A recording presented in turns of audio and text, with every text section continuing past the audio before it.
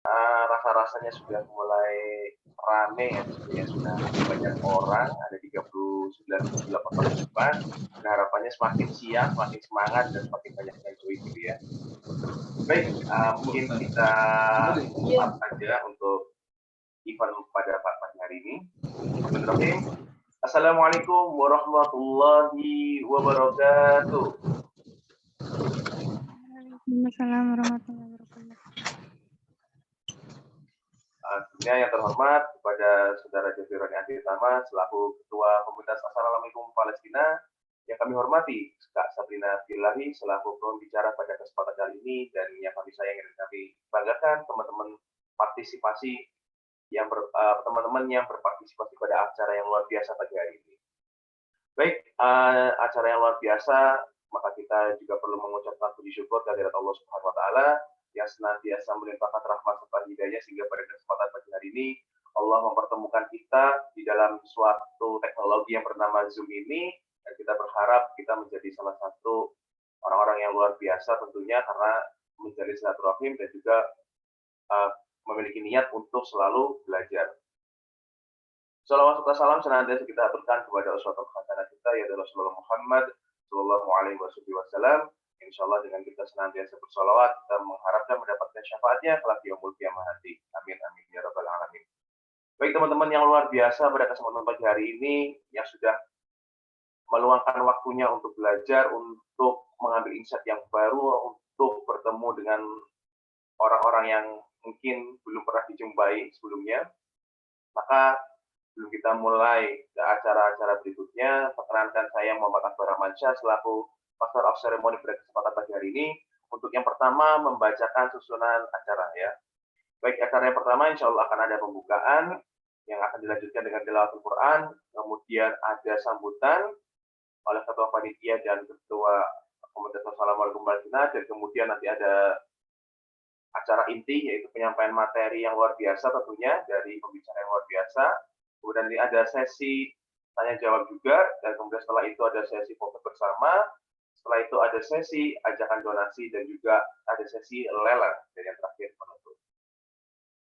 Baik teman-teman sekalian yang sudah hadir pada kesempatan hari ini, untuk memulai suatu acara yang luar biasa, maka kita awali juga dengan hal yang baik dan juga hal yang luar biasa. Maka kita awali acara pada pagi hari ini dengan bacaan basmalah bersama-sama.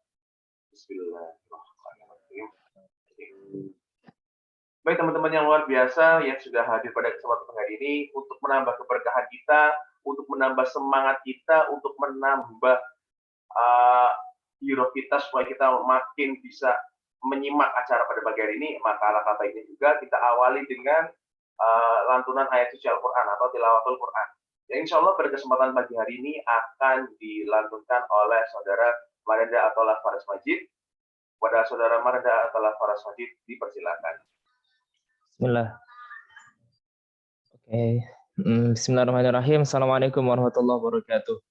Waalaikumsalam warahmatullahi wabarakatuh. A'udzu billahi minasy syaithanir rajim. Bismillahirrahmanirrahim. أم حسبت أن أصحاب الكهف والرقيم كانوا من آياتنا عجبا إذ أوى الفتية إلى الكهف فقالوا ربنا آتنا من لدنك رحمة وهيئ لنا من أمرنا رشدا فضربنا على آذانهم في الكهف سنين عددا ثم بعثناهم لنعلم أي الحزبين أحصى لما لبثوا أمدا نحن نقص عليك نبأهم بالحق إنهم فتية آمنوا بربهم وزدناهم هدى وربطنا على قلوبهم إذ قاموا فقالوا ربنا رب السماوات والأرض لن لن ندعو من دونه إلها لقد قلنا إذا Kasurnya pun nyambung lah شططا itu. هؤلاء قوم اتخذوا من دونه آلهة لولا يأتون عليهم بسلطان بين فمن أظلم ممن افترى على الله كذبا صدق الله العظيم اللهم ارحمنا بالقرآن اللهم اجعلنا من أهل القرآن وحفاظ القرآن خالصة له واملأ قلوبنا بالقرآن جزاكم الله والسلام عليكم ورحمة الله وبركاته. Waalaikumsalam warahmatullahi wabarakatuh. Syukran jazakallahu khair kepada saudara Marenda yang sudah membacakan tilawah Al-Quran. Insyaallah dengan dibacakannya ayat suci Al-Quran ini menambah semangat kita, menambah keberkahan kita pada kesempatan pagi hari ini. Baik teman-teman sekalian, sebelum kita menginjak ke acara berikutnya, boleh perkenankan saya untuk membacakan media partner pada acara kali ini. Yang pertama ada dari FSLTK Solo Raya, yang kedua ada dari JNUP UNS, yang ketiga ada dari SKI FKIP UNS, yang keempat ada dari FUSI FP UNS, yang kelima ada UKMI Nurul Ilmi dari Universitas Islam Negeri Raden Mas Said Surakarta, yang keenam ada kami Al Mukarramah UIN Raden Mas Said Surakarta, yang ketujuh ada KSTI Akses Libya, yang kedelapan ada BBBI FEB UNS, yang ke-9 ada LKI FTC UNS, dan yang ke-10 ada dari IMM Muhammad Abduh UNS. Baik teman-teman sekalian, sebelum kita lanjut lagi ke acara berikutnya, karena di sini sudah hadir 45 partisipan yang luar biasa, dan nampaknya belum terlihat seluruh wajahnya, maka teman-teman yang sudah hadir pada kesempatan kali ini bisa sambil on kamera ya, sambil yang bisa memakai fitur background seperti yang saya gunakan dan teman-teman gunakan yang lain yang sudah bisa di grup peserta. Silahkan teman-teman bisa sambil menyalakan kameranya. Kemudian supaya untuk menambah kekompakan kita, menambah semangat kita juga, bisa nih sekalian kita absen ya. Jadi dari teman-teman bisa pakai nickname-nya diedit dengan format asal underscore nama. Silakan teman-teman sekali lagi bisa ganti nickname-nya dengan format asal, boleh asal daerah, underscore, nama teman-teman. Silakan sambil kita absen, sebelum kita memasuki ke sesi berikutnya, sambil kita lihat ya, di sini sudah hadir dari mana saja. Silakan teman-teman, sekali lagi bisa mengganti nickname-nya dengan format asal, underscore, nama. Ya. Oke, saya ketikkan di kolom chat ya, biar makin kelihatan. Asal underscore nama. Oke. Sudah belum? Masih beberapa, belum semua. Oke, silakan bisa diganti nickname-nya terlebih dahulu asal underscore nama. Kami tunggu. Oke, mungkin baru beberapa nih, belum semua. Oke, sambil kita tunggu. Oke, mungkin bisa ya ganti teman-teman, nanti setelah ini kita akan absen lagi supaya kita tahu dari mana aja nih, biar kita makin semangat juga gitu. Wah, ini eventnya luar biasa ya, orang lain dari berbagai macam daerah gitu kan, keren gitu. Oke, mungkin kita akan langsung ke acara berikutnya dulu, yaitu ada sambutan ya. Yang pertama sambutan dari Ketua Panitia kepada Saudara Muhammad Farhan Atamimi, dipersilakan. Baik, bismillah. Assalamualaikum warahmatullahi wabarakatuh. Waalaikumsalam.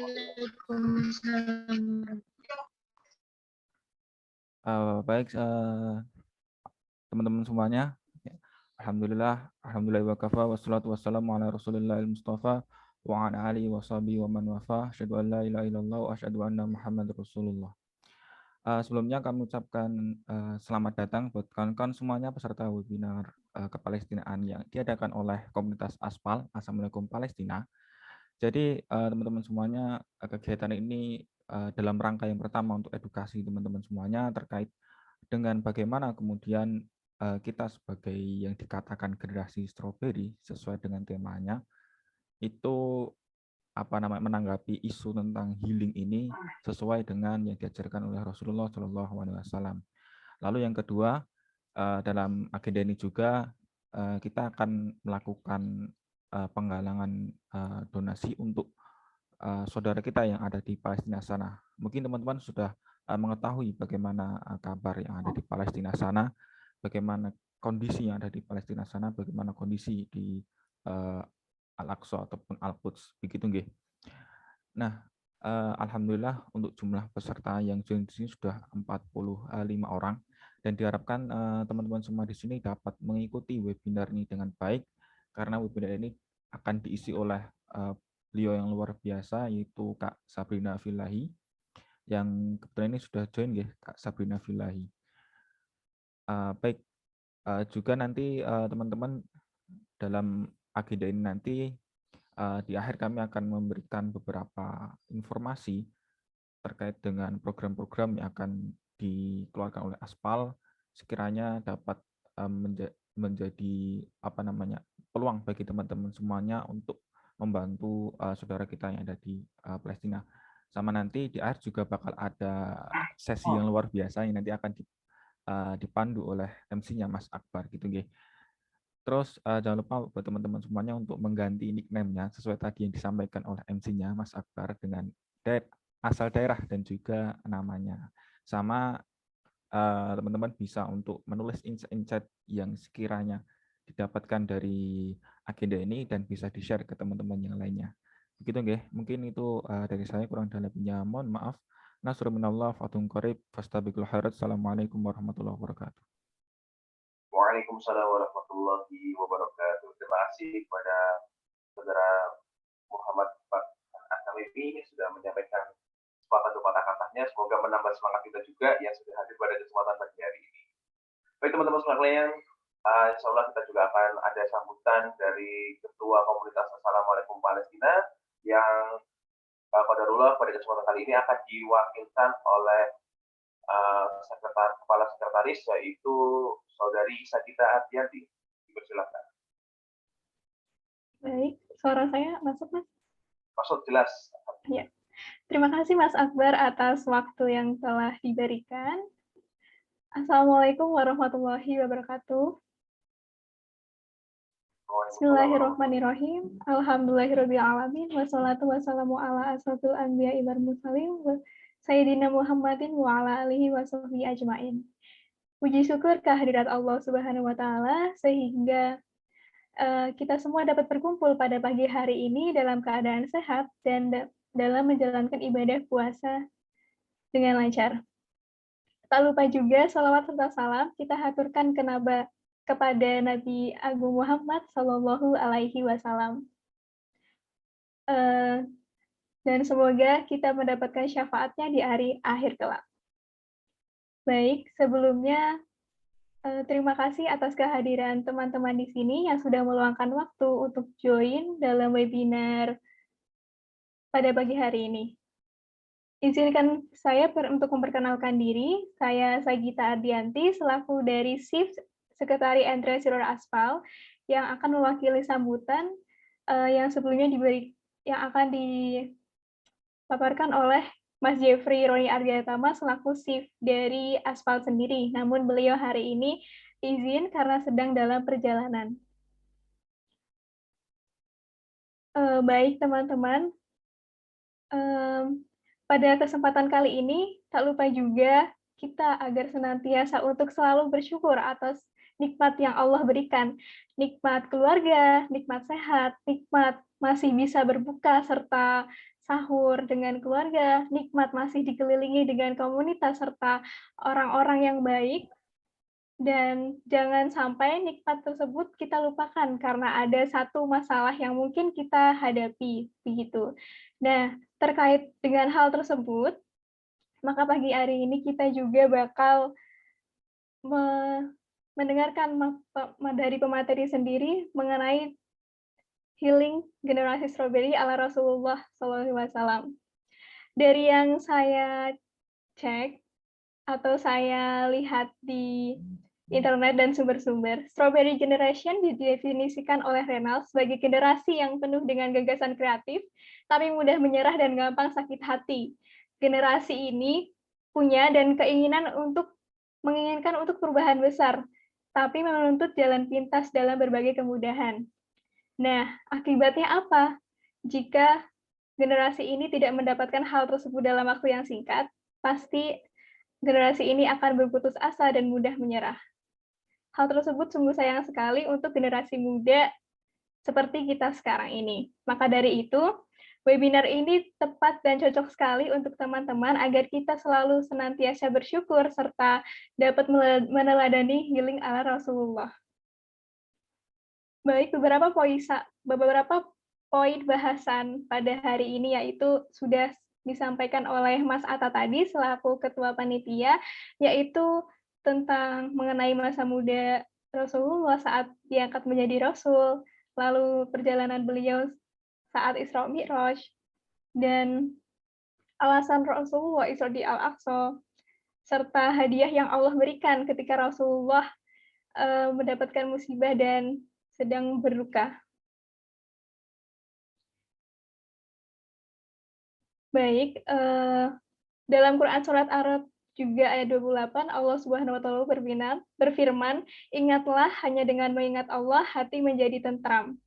Ayat ini menunjukkan bahwa memang manusia biasa, mudah gelisah, khawatir dan takut, tapi teman-teman tidak perlu merasa seperti itu karena Allah selalu bersama dengan umatnya. Semoga teman-teman hari ini bisa mengikuti webinar ini dengan baik, serta dapat kita ambil hikmah dari materi yang kita dapatkan. Selanjutnya, apresiasi juga untuk teman-teman panitia yang sudah mempersiapkan webinar ini sejak kemarin-kemarin. Jadi, webinar ini adalah salah satu dari proyek atau program kami, yaitu di Internship Aspal, yang biasanya kami buka setahun 2 kali. Jadi, mungkin nanti jika teman-teman ingin ikut program ini, juga bisa pantau terus sosial media kami di Instagram di @aspal.idn. Mungkin cukup sekian dari saya. Harapannya teman-teman bisa bertahan sampai akhir karena akan ada sesi materi yang menarik. Jangan lupa juga untuk upload di Instagram dan tag di Instagram Aspal. Terima kasih. Billahi taufiq wal hidayah. Wassalamualaikum warahmatullahi wabarakatuh. Waalaikumsalam warahmatullahi wabarakatuh. Terima kasih untuk sambutan yang luar biasa dari kakak kita yang sudah mewakili Mas Jeffrey yang kebetulan memang berhalangan hadir. Dan insya Allah tetap menambah semangat kita, menambah antusias kita untuk tetap ikut acara ini. Baik teman-teman, sebelum kita ke acara berikutnya, mau ngecek semangat teman-teman nih, supaya ini on apa enggak sih, ini aktif atau enggak sih. Nah, silakan teman-teman yang tadi sudah ganti nickname-nya, bisa nyalakan nyalakan kameranya dan juga untuk mengecek semangat teman-teman, boleh nih, ketik asal daerahnya di kolom chat. Tadi sudah diganti nickname-nya dengan asal daerah atau nama. Sekarang coba boleh sambil kita cek nih, ini yang sudah ada dari daerah mana aja. Oke, kita bacakan. Ini yang pertama ada dari Kediri, Kak Taufik. Oke. Ada dari Karanganyar, ada dari Pemalang, ada dari Semarang, Switzerland, Panjang. Mana itu? Kata Shifata ada dari Sukoharjo, Karanganyar lagi, Sukoharjo. Ada dari Jakarta ya, kasih kita ya. Yang lain? Oh, ada dari Bandung nih, sorry kelewat. Ada dari Bandung, Kediri, Jawa Tengah, Jawa Timur. Jawa Timur mana ada? Kediri ya. Purwokerto, Sragen, oke. Solo Raya sudah ada, Jakarta sudah ada, Purwokerto ada, Sunda tadi, Jawa Barat sudah ada ya dari Bandung. Yang lain lagi Purwokerto masih Jawa Tengah, Jawa Timur, selain Kediri ada yang hadir. Wah, luar biasa, Masya Allah, dari Tembata NTT. Wow, ada dari NTT, Masya Allah, luar biasa. Berarti sudah keluar Jawa ya. Memang ini membuktikan bahwa Aspal adalah komunitas skala nasional, Insya Allah. Masya Allah, luar biasa. Oke, teman-teman, ya sambil absen. Terus yang belum absen, silakan bisa ketik di kolom chat dengan asal daerahnya. sambil kami bacakan untuk peraturan pada kesempatan webinar kali ini. Jadi teman-teman panitia juga nanti bisa bantu di-share ulang ya di kolom chat nanti aja, tapi baik, bismillah akan kami bacakan untuk tata tertib webinar kali ini. Yang pertama, dan teman-teman silakan bisa di-rename ya tadi dengan format asal daerah, underscore nama, kemudian bisa ditambahkan juga instansi asalnya. Kemudian peserta juga diharapkan bisa menyalakan kameranya supaya menambah semangat kita juga, dan juga berpakaian yang sopan dan rapi. Kemudian mematikan mikrofon selama acara webinar, kecuali ketika mengajukan pertanyaan atau diminta untuk mengaktifkan mikrofon. Kemudian yang selanjutnya, peserta silakan menggunakan filter background yang telah disediakan, sebagaimana yang kami gunakan ini, saya gunakan juga. Kemudian peserta wajib menutup kata baik dan sopan.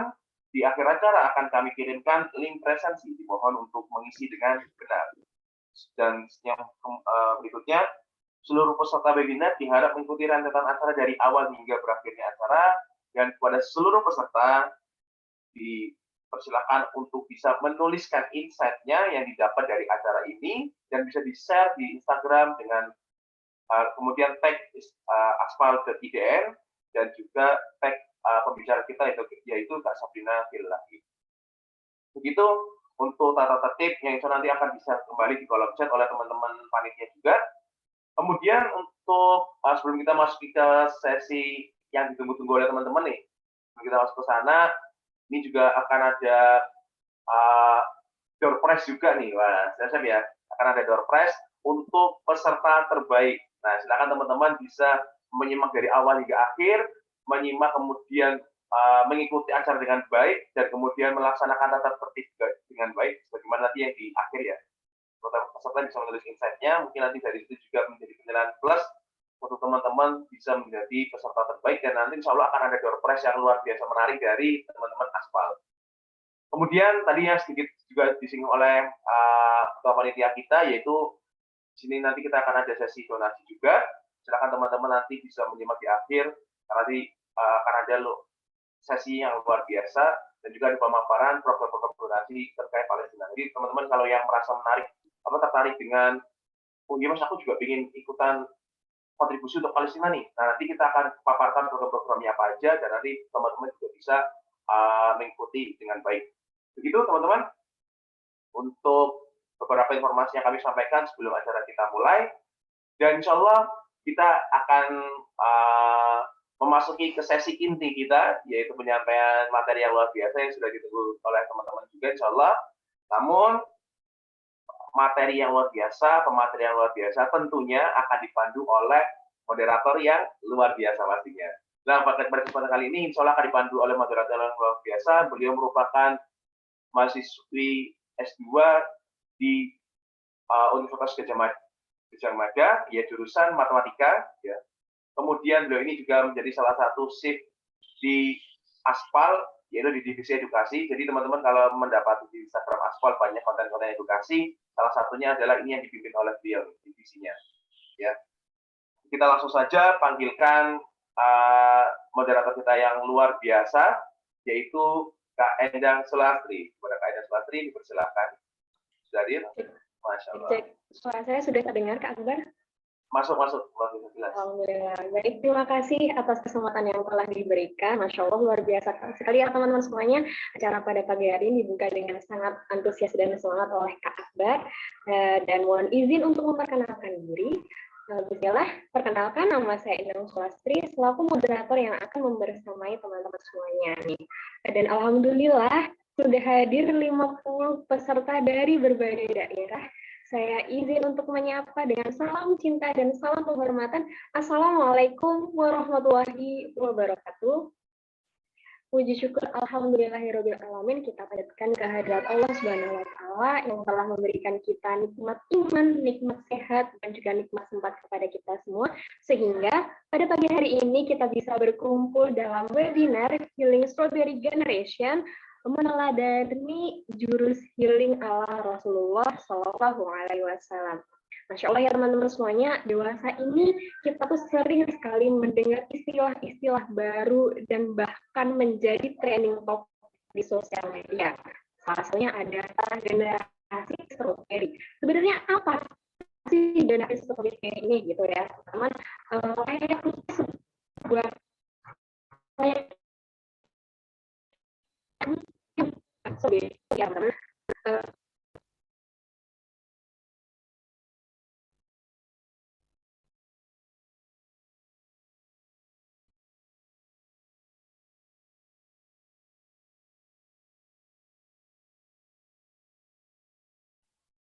Cek, halo. Sepertinya ada siang. Cek suara saya sudah masuk kembali, Kak Akbar. Selamat pagi, alhamdulillah. Ya, Masya Allah, mohon maaf sekali atas kendala yang baru saja terjadi.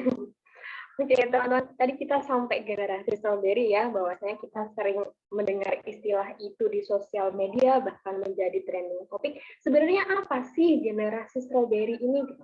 Layaknya buah stroberi yang kondisinya itu tuh mudah sekali mengerut, itulah teman-teman yang menggambarkan kondisi generasi saat ini.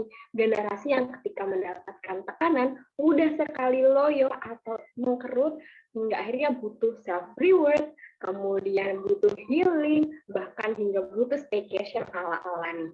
Sebenarnya apakah ini tuh menjadi hal yang salah gitu? Belum tentu juga, tapi juga tidak menjadi sesuatu yang bisa kita benarkan. Nah, sebenarnya bagaimana sih cara healing yang baik, apalagi kita ini sebagai seorang muslim yang baiknya adalah menjadi muslim yang kuat, gitu ya nggak teman-teman semuanya. Nah, ini akan menjadi bahasan yang menarik pada pagi hari ini, yang tentunya akan disampaikan oleh pemateri kita yang sangat luar biasa. Jadi, pastikan teman-teman semuanya mengikuti materi ini sampai dengan akhir nanti, karena akan ada kejutan yang telah disiapkan oleh panitia. Nah, materi pada pagi hari ini akan disampaikan oleh seorang muslimah yang sangat inspiratif. Beliau ini seorang podcaster Gekar Tambah, seorang kontributor beberapa buku, dan juga seorang content creator nih teman-teman semuanya. Masya Allah ya teman-teman, berarti melalui sepak terjang beliau yang sudah melalang buana di berbagai event dengan sharing-sharing materi yang sangat luar biasa, tentunya ini akan menjadi sesuatu yang akan luar biasa yang nantinya akan disampaikan kepada teman-teman semuanya. Nah, langsung saja kita sambut dengan semangat dan antusias dengan ketikan angka 8 di kolom chat. Mari kita sama sambut Kak Sabrina Filahi. Assalamualaikum Kak Sabrina. Halo, waalaikumsalam warahmatullahi wabarakatuh. Masya Allah. Bagaimana Kak semuanya? Sabrina? Bagaimana Kak Sabrina kabarnya pagi hari ini? Alhamdulillah baik. Kak Endang gimana kabarnya? Alhamdulillah sehat luar biasa, apalagi mau ketemu dengan Kak Sabrina nih. Kak Sabrina ini teman-teman sepertinya sudah sangat semangat dan antusias untuk menerima materi dari Kak Sabrina nih. Nah, langsung saja kepada Kak Sabrina, saya persilakan. Oke, terima kasih Endang. Saya mulai ya teman-teman semuanya. Alhamdulillahirrahmanirrahim. Bismillahirrahmanirrahim. Assalamualaikum warahmatullahi wabarakatuh. Alhamdulillahilladzi allafa baina qulubina fa asmahna min ni'matihi ikhwana. Asyhadu an la ilaha illallah wa asyhadu anna Muhammadan abduhu wa rasuluh. Rabbi shrah li sadri wa yassir li amri wahlul 'uqdatam min lisani yafqahu qawli. Terima kasih untuk teman-teman komunitas Aspal yang sudah memberikan saya kesempatan untuk berbagi pada pagi hari ini ya, teman-teman semuanya. Weekend ya. Hari libur, ahad-ahad pagi gitu ya, biasanya orang-orang tuh pada enak tidur, lanjut beribadah dengan tidur. Ya, tapi teman-teman justru semangat untuk bermajelis bersama meskipun virtual dan sama-sama belajar ya, mencari pengetahuan baru, ilmu baru yang akan kita sama-sama cari pada pagi hari ini. Seperti yang diprolog oleh moderator dan MC tadi ya, teman-teman. Kita bakal ngobrolin mungkin satu hal yang sangat dekat dengan kita.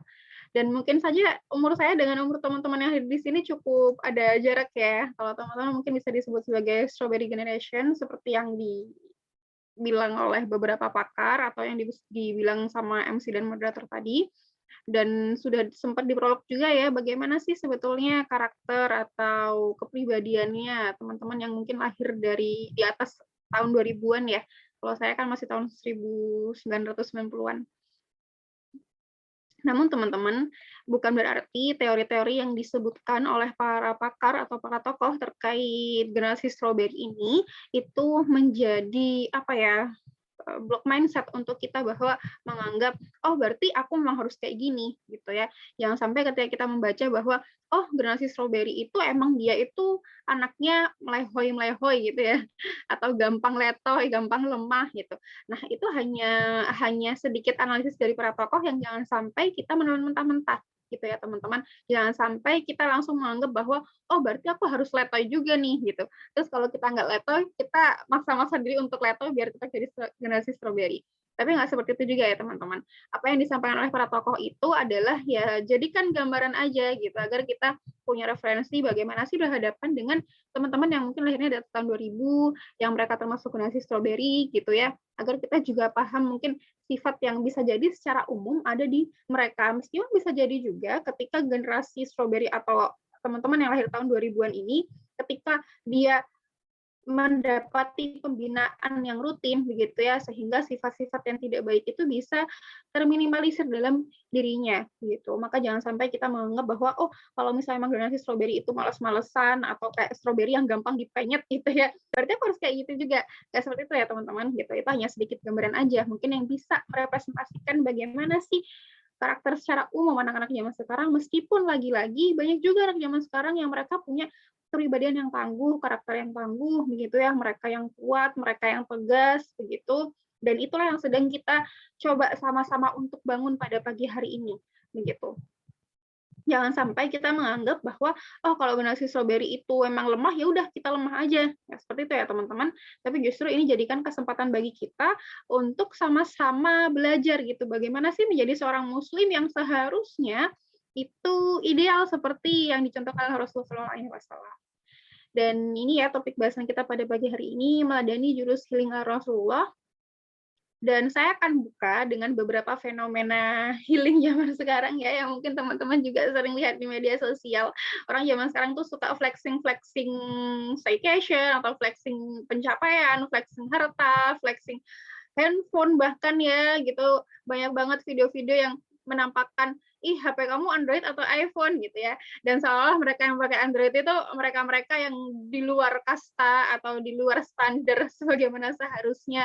Nah, itu sedikit gambaran ternyata memang indikator atau standar kebaikan itu bisa jadi mulai bergeser, tapi itulah PR kita bersama ya teman-teman. Jangan sampai akhirnya flexing di media sosial itu justru membuat kita minder atau membuat kita pesimis atau membuat kita nggak percaya diri gitu ya. Justru jadikan flexing itu sebagai sarana kita untuk mencari semangat lebih gitu ya, sarana untuk motivasi diri kita.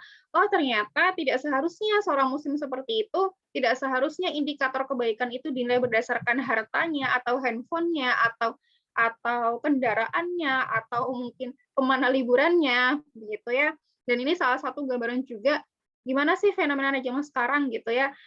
Kalau saya pribadi dengerin kata self reward ini sebetulnya nggak baru tahun ini aja teman-teman. Sejak zaman saya kuliah pun juga udah pernah dengar yang namanya konsep self reward ini gitu. Atas nama self reward akhirnya boros sampai akhirnya finansialnya nggak diatur dan sebagainya. Sejak dulu pun sebetulnya sudah ada ya gitu. Satu fenomena atau suatu kejadian di mana seorang itu berlebihan untuk mengapresiasi dirinya, tapi sampai akhirnya dia tidak mengukur kemampuan dirinya itu, sejak dulu pun juga ada gitu ya, mengatasnamakan aku mau berterima kasih pada diriku sendiri, akhirnya dia boros dan susah juga untuk bisa makan pada esok harinya gitu ya. Dan ternyata sekarang mungkin kita sering mendengarnya sebagai self reward gitu. Banyak sebetulnya tulisan-tulisan yang menyampaikan ya polemik self reward yang kebablasan atau boros yang berkedok self reward gitu ya, pengennya itu mengapresiasi diri sendiri tapi malah yang ada boros gitu ya teman-teman. Pengennya itu diri kita itu mendapatkan apa ya, mungkin ucapan terima kasih dari diri kita sendiri, tapi yang ada malah kita tidak mengukur kemampuan atau kapasitas finansial kita, atau justru malah kebablasan jadi ya kita impulsif aja tuh belanja-belanja segala macam gitu ya teman-teman. Padahal kalau kita mau mengapresiasi diri sendiri itu bisa kok dengan cara yang bahkan tidak mengeluarkan uang untuk itu atau bahkan tidak harus boros. Atau mungkin fenomena lain seperti ini ya, mungkin yang kita sering tahu juga flexing apa ya, staycation atau orang-orang yang pamer staycation di mana. Orang menganggap sekarang itu apa ya, ada pergeseran makna liburan atau ada pergeseran makna hiburan yang dulunya itu hiburan itu bisa macam-macam ya, bahkan kita di kamar aja baca buku itu juga bisa menghibur, atau kita di kamar aja nonton drakor itu juga bisa menghibur, yang artinya itu low cost atau bahkan nggak ada cost sama sekali gitu ya, nggak ada biaya yang harus dikeluarkan sama sekali. Tapi semenjak ada pergeseran atau fenomena zaman sekarang yang menganggap bahwa healing itu harus staycation di hotel bintang 5, jauh-jauh dari tempat kita domisili gitu ya, ke Bali, ke Bandung, ke mungkin dataran tinggi dan sebagainya, itu akhirnya membuat orang-orang menganggap bahwa hiburan itu memang harus mahal gitu ya, healing itu harus mahal. Padahal sebetulnya hiburan itu tidak harus mahal, bahkan tidak harus mengeluarkan uang gitu ya teman-teman. Bahkan kalau teman-teman menganggap majelis kita pada pagi hari ini, forum kita pada pagi hari ini itu sebagai sarana healing, ya itu juga termasuk healing gitu ya. Kalau kita memang ingin mencari hiburan atau bahkan kita ingin mencari hal yang bermanfaat, forum kita pada pagi hari ini pun juga bisa kita sebut sebagai sarana healing gitu ya. Bahkan ada banyak tulisan yang menyampaikan salah paham atau salah kaprah terkait staycation atau healing yang harus staycation di hotel mahal gitu ya, di villa yang mahal yang satu malamnya itu harganya belasan juta gitu kan. Itu banyak yang mengkritik fenomena seperti itu gitu. Mungkin emang bagi sebagian orang, artis-artis, influencer yang pendapatannya mungkin sehari itu bisa 100 juta per hari atau berapa ratus juta per hari, mungkin staycation seperti itu memang hal yang sangat kecil gitu ya. Tapi ketika ada warganet yang mungkin belum bijak untuk menyikapi itu, akhirnya menganggap bahwa oh kita semua harus kayak gitu ya, atau bahkan menganggap bahwa oh aku juga harus kayak gitu, padahal dia tidak bisa mengukur, dia belum mengukur dengan kemampuan dirinya. Nah, ini juga yang harus kita luruskan ya teman-teman, jangan sampai kita menganggap bahwa hiburan itu harus dengan hal yang mahal, harus dengan hal yang mewah, harus dengan hal yang menguras uang kita atau bahkan tidak mampu kita jangkau gitu ya. Atau kemudian ada fenomena lain begitu. Terkait ya konten-konten yang tadi sempat saya sebutkan di awal ya, konten-konten flexing. Kalau saya tuh biasanya flexing sama teman-teman di grup adalah flexing waktu tarawih. Karena saya kan posisi di Kepulauan Riau ya, di mana tarawihnya itu baru selesai jam 9-an atau hampir jam setengah 10. Sedangkan teman-teman di Jawa itu selesainya mungkin jam 8 atau setengah 9 gitu kan. Biasanya kami saling ngece terkait hal itu. Gitu. Tapi ternyata kalau kita lihat di media sosial, tren konten self healing atau bahkan tren konten flexing itu banyak ya, banyak wujudnya gitu. Ada yang pamer terkait harta itu gitu ya, atau pamer terkait tempat staycation dan sebagainya. Nah, yang menjadi kritik adalah apakah tren konten itu benar-benar bisa justru menjadi hiburan bagi orang lain atau justru menjadi menjadi intimidasi bagi orang lain yang menganggap bahwa aku juga harus seperti itu, atau justru menjadi sarana orang lain untuk tidak mampu mengukur kapasitas dirinya dan memaksakan bahwa oh kalau dia bisa seperti itu aku juga harus kayak gitu. Nah, itu kan jadi kritik, apakah memang konten-konten seperti itu tujuannya untuk menghibur ataukah ternyata justru berlebihannya atau overnya konten seperti itu membuat orang-orang tidak lagi mampu bersyukur dengan apa yang dia miliki gitu ya. Karena kalau kita sebagai seorang muslim kan kita harus dekat-dekat dengan konsep syukur dan konsep sabar gitu kan. Jangan sampai kita ketika sudah Allah berikan banyak sekali nikmat, tapi kita mengabaikan itu dan akhirnya kita kufur nikmat. Padahal kalau kita bandingkan ya, kalau mungkin kita memang belum bisa staycation di villa yang harganya puluhan juta dalam semalam. Tapi kalau kita bandingkan, kalau kita mau list ya, apa sih yang sudah Allah berikan kepada kita, nikmat apa aja sih yang kita miliki itu banyak banget teman-teman. Bahkan kita bisa nge-zoom, itu juga termasuk nikmat yang Allah berikan kepada kita, karena banyak orang-orang yang bahkan mereka itu bingung harus nge-zoom pakai apa, karena HP nggak punya, laptop nggak punya, gitu ya, atau bahkan nggak bisa beli pulsa juga. Kita yang mungkin bisa model WiFi, pasang di rumah WiFi yang dipakai buat satu keluarga, kemudian punya laptop, punya bahkan perangkat ring light atau mikrofon, itu adalah hal-hal yang bisa kita syukuri, yang harus kita syukuri gitu. Karena banyak orang yang ingin seperti itu tapi belum mampu gitu ya teman-teman. Dan ini hanya sebagian kecil nikmat yang bisa kita syukuri dibandingkan hal-hal lain yang mungkin belum kita capai gitu ya. Atau nikmat kita bisa berbuka dengan takjil bermacam-macam ya, mulai dari yang sehat sampai yang nggak sehat, mulai dari yang sesuai sunnah Nabi sampai yang itu memberikan kenyamanan bagi tenggorokan kita atau mungkin mulut kita ya. Itu banyak gitu ya teman-teman. Itu ternyata juga termasuk nikmat yang harus kita syukuri. Begitu. Dan pada akhirnya fenomena-fenomena seperti ini itu mengantarkan pada fakta bahwa ketidakmampuan untuk mengelola self healing atau mungkin hiburan atau mungkin mengelola syukur ya, itu bisa berakibat pada ya finansial yang boncos gitu. Uang yang awalnya bisa kita anggarkan untuk mungkin banyak-banyak sedekah atau sedekah setiap hari di bulan Ramadan, itu akhirnya ya karena atas nama self reward, self healing atau apalah itu akhirnya nggak ada lagi anggaran untuk infak setiap hari di bulan Ramadan. Padahal kita tahu infak setiap hari di bulan Ramadan itu pahalanya berkali-kali lipat ya, apalagi sekarang 10 hari terakhir nih ya teman-teman. Ini juga menjadi pengingat bagi kita, mumpung kalau misalnya kita ada keluangan finansial, maka infak ya setiap hari dalam 10 hari terakhir Ramadan ini, meskipun cuma 10.000 atau mungkin 15.000, tapi insya Allah itu nanti Allah catat ya sebagai amal kebaikan yang kita lakukan teman-teman.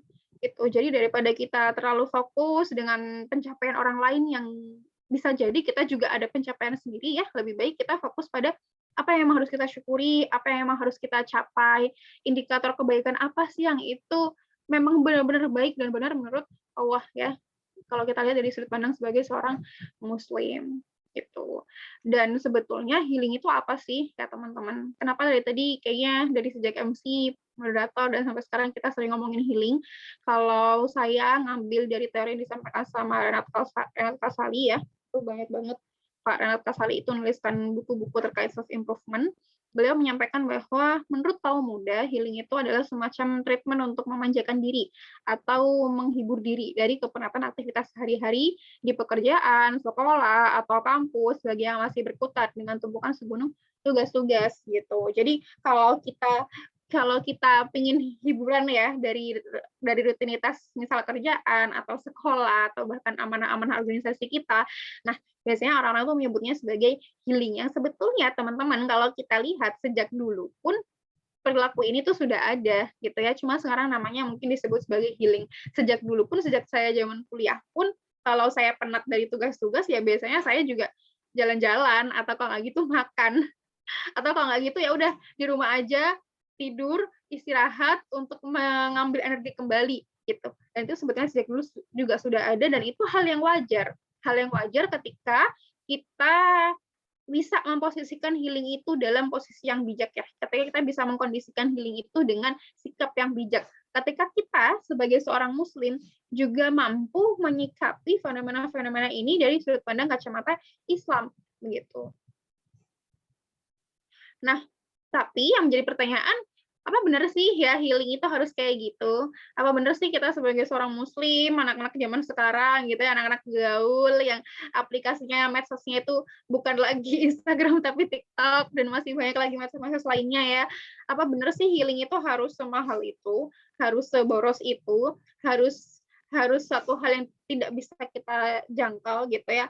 Apakah healing anak zaman sekarang yang banyak kita temui fenomena di media sosial itu bijak dan efektif gitu, maka untuk bisa menilai itu bijak dan efektif atau tidak, untuk bisa menilai apakah itu baik atau tidak, kita perlu melihat dari sudut pandang agama kita sebagai seorang muslim ya. Islam itu bagaimana mengatur terkait hiburan ini, mengatur terkait bagaimana sih apa ya, mungkin hal-hal yang membahagiakan di dunia begitu ya, dari sudut pandang Islam itu seperti apa.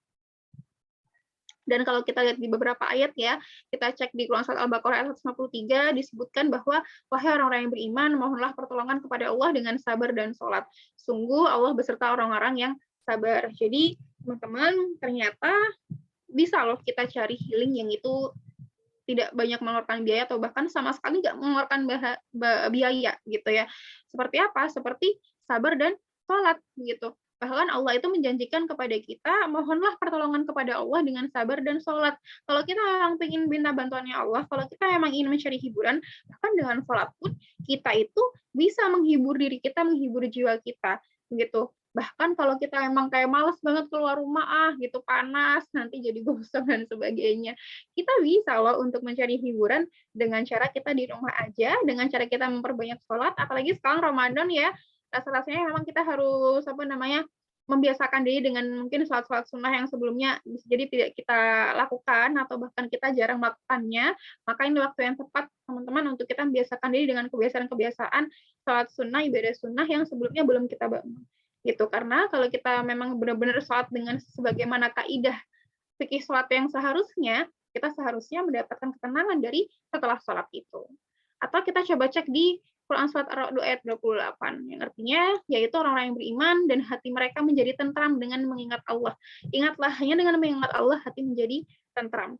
Mereka yang mendapat petunjuk adalah orang-orang yang beriman kepada Allah dan Rasul-Nya, dan hati mereka menjadi tenang dan tentram dengan banyak mengingat Allah. Bahkan ya teman-teman, saking luar biasanya ya Allah itu sayang kepada kita, hanya dengan kita mengingat Allah itu kita bisa mendapatkan ketenangan gitu.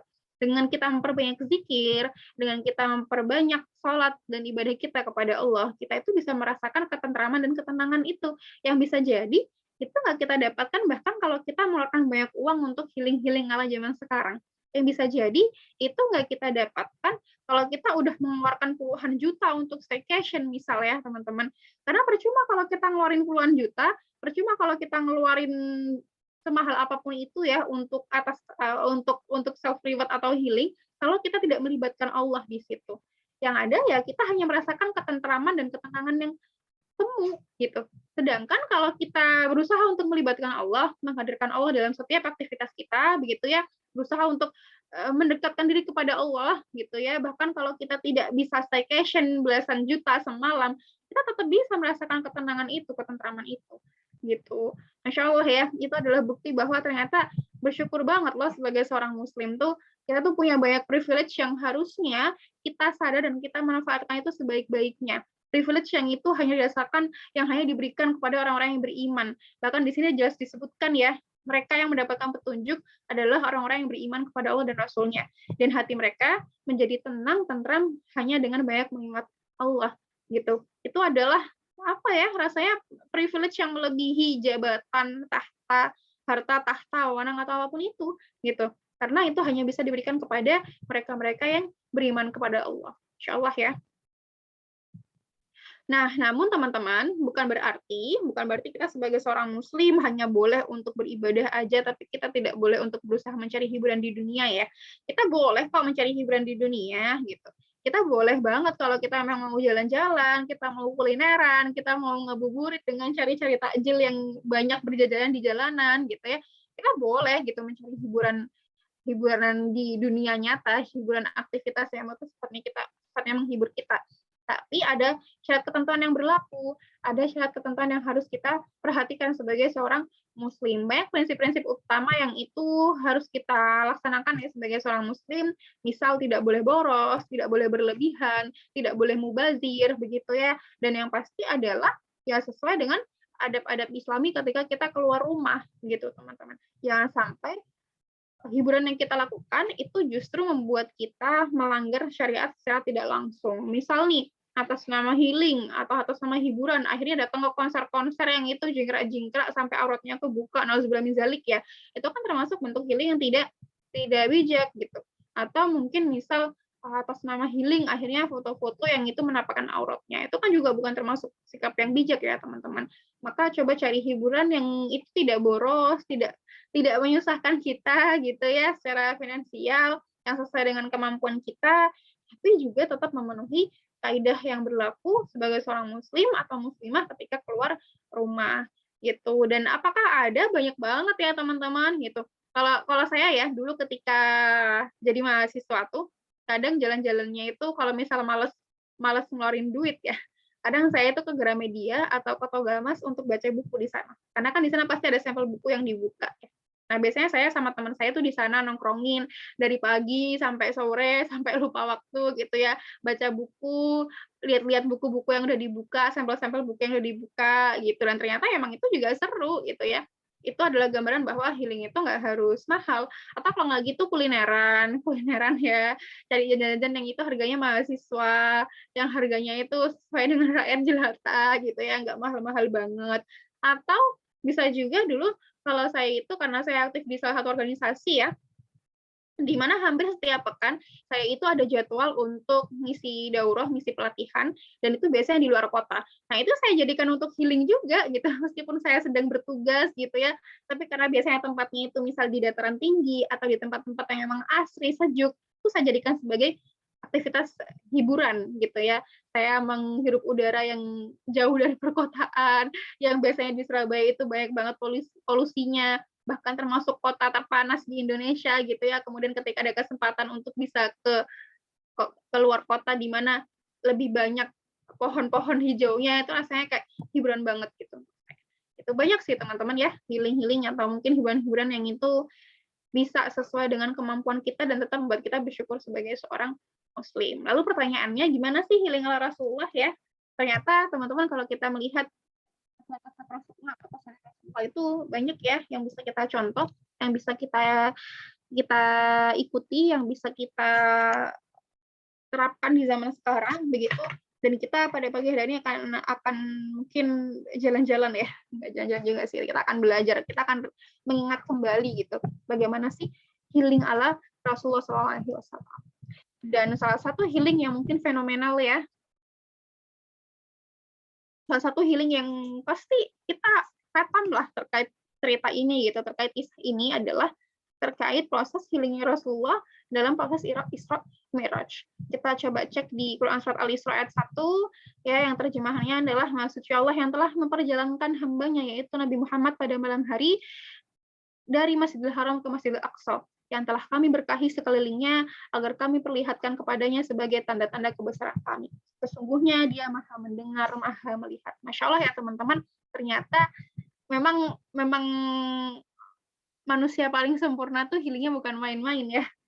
Perjalanan semalam dari Masjidil Haram ke Masjidil Aqsa yang itu kayak mungkin mustahil banget gitu ya. Belum lagi melalui 7 lapisan langit untuk bertemu dengan para nabi dan bertemu dengan Tuhannya, dengan Robnya.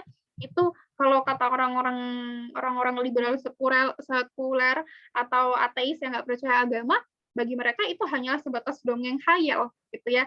Sampai sekarang ketika Isra Mi'raj, saya tuh masih banyak sekali membaca, melihat, mendengar argumentasi orang-orang di media sosial yang mengatakan bahwa Isra Mi'raj itu khayal banget, nggak mungkin banget gitu. Ya memang kalau kita lihat di peta gitu ya, jaraknya Masjidil Haram sampai Masjidil Aqsa yang demikian jauhnya, emang kayak nggak mungkin gitu ditempuh dalam waktu 1 malam aja. Belum lagi kalau naik ke 7 lapisan langit gitu ya. Bagi mereka itu mereka anggap sebagai dongeng khayal yang hanya ada dalam imajinasi, yang nggak mungkin ada di dunia nyata. Tapi kita sebagai seorang Muslim, maka wajib untuk mempercayai ini sebagai bagian dari keimanan kita. Kita harus yakin bahwa oh memang benar gitu, ini adalah bagian dari mungkin hiburan atau jalan-jalannya Rasulullah begitu ya. Ini benar-benar terjadi bahwa memang ada proses yang namanya Isra Mi'raj. Kalau kita lihat kisahnya teman-teman, saya mengambil di salah satu hadis ya.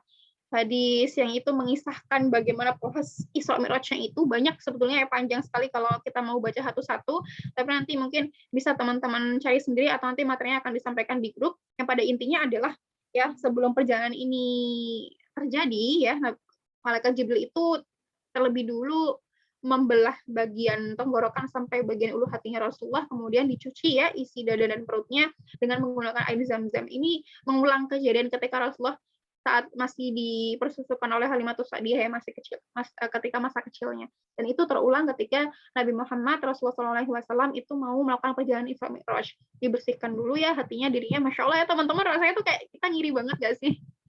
Sebelum jalan-jalan yang luar biasa, terus dibersihkan ya bagian tubuhnya, hatinya, dadanya, agar lebih bisa merasakan ya jiwa ruh ketika jalan-jalan itu gitu. Dan kita ini juga menjadi apa ya, mungkin reminder bagi kita ya teman-teman, kita kalau jalan-jalan tuh emang kita meluruskan niat nggak sih gitu. Kita benar-benar niatnya itu untuk apa namanya semakin memaknai ciptaan Allah atau justru sebaliknya gitu. Kemudian baru setelah itu Malaikat Jibril ya mengajak Nabi Muhammad untuk naik ke langit pertama gitu. Dan di situ Nabi Muhammad bertemu dengan Nabi Adam ya, bertemu dengan ayahnya. Bahkan di situ disebutkan sebagai anak ya. Nabi Adam memanggilnya sebagai sebutan anak terbaik begitu. Kemudian setelah naik dari langit pertama, naik ke langit kedua, naik ke langit ketiga, dan seterusnya sampai langit ke-7 gitu. Dan di masing-masing langitnya Nabi Muhammad ini bertemu dengan nabi-nabi yang berbeda gitu ya teman-teman. Dan setiap langitnya Nabi Muhammad selalu disapa oleh para penghuni langit tersebut. Ketika disapa gitu ya, siapa yang bersamamu? Malaikat Jibril. Dan Malaikat Jibril menyampaikan bahwa aku bersama Nabi. gitu. Bahkan ketika langit kedua itu juga bertemu dengan nabi yang lainnya ya, berbeda-beda ya teman-teman. Ada yang bertemu dengan Nabi Harun, kemudian ketika di langit ke-7 kali langit ke-6 itu bertemu dengan Nabi Ibrahim, lalu di langit ke-7 bertemu dengan Nabi Musa, dan kemudian bertemu dengan Allah, dengan Rabbnya Nabi Muhammad gitu. Dan ini adalah kisah fenomenal ya, sepanjang sejarah mungkin. Masya Allah ya, banyak kisah fenomenal yang kita yakini sebagai seorang muslim, dan ini hanya salah satu saja, dan kita pasti sudah tahu bahwa dari kisah Isra Mi'raj inilah awal mula turunnya perintah sholat gitu. Yang awalnya tidak 5 kali dalam sehari ya teman-teman. Kita bayangkan kalau Nabi Muhammad tidak bertemu dengan Nabi Musa, dan kalau Nabi Musa tidak menyampaikan kepada Nabi Muhammad terkait apakah umatmu nanti sanggup untuk 50 kali dalam sehari gitu ya. Kita bayangkan sholat 50 kali ya Allah, bahkan yang 5 kali pun itu ya masih banyak muslim-muslim yang itu enggan untuk 5 kali gitu. Bahkan masih banyak yang akhirnya mereka menunda-nunda sholat begitu ya, padahal hanya 5 kali gitu. Sampai pada akhirnya Nabi Muhammad bolak-balik ya dari langitnya Nabi Musa, kemudian bertemu Allah untuk minta keringanan sampai akhirnya taruhlah perintah untuk sholat 5 waktu. Meskipun teman-teman sebelum turunnya perintah sholat 5 waktu ini, Nabi Muhammad dan para sahabat yang lainnya juga sudah melakukan sholat ya. Sebelum sholat ini kan sebenarnya sudah ada sebelumnya bahkan, tapi memang belum ada jumlah ketentuan dalam seharinya itu. Baru ketika Nabi Muhammad itu Isra Mi'raj, baru turunlah ya perintah untuk 5 kali. Dan ketika 5 kali pun itu sebetulnya Nabi Musa minta keringanan lagi gitu ya teman-teman. Tapi kemudian Allah berfirman, hai Nabi Muhammad, Nabi SAW, sesungguhnya keputusan yang ada padaku ini tidak dapat diubah lagi, persis seperti apa yang telah aku tetapkan atas dirimu di dalam umul kitab Lauhul Mahfuz. Maka setiap amal kebaikan berpahala 10 kali lipat kebaikan, dan kewajiban sholat itu telah tercatat 50 kali dalam umul kitab gitu, sedangkan bagimu tetap 5 kali. Masya Allah ya teman-teman, ternyata ya, ini adalah gambaran kisah yang luar biasa hebat dari bagaimana proses perjalanan healingnya Rasulullah ya, kalau kita sebut healing itu, yang pada akhirnya kemudian Rasulullah itu ke Masjidil Aqsa ya, sholat di sana. Teman-teman, ada beberapa hal yang bisa kita pelajari dari perjalanan healingnya ala Rasulullah ini. Yang pertama adalah perintah sholat ya. Alhamdulillah ya, kalau tidak ada kisah yang penuh hikmah ini, kita bayangkan berapa kali kita sholat dalam sehari, atau bahkan ya Allah, kadang kita 5 kali aja masih entar-entaran gitu ya.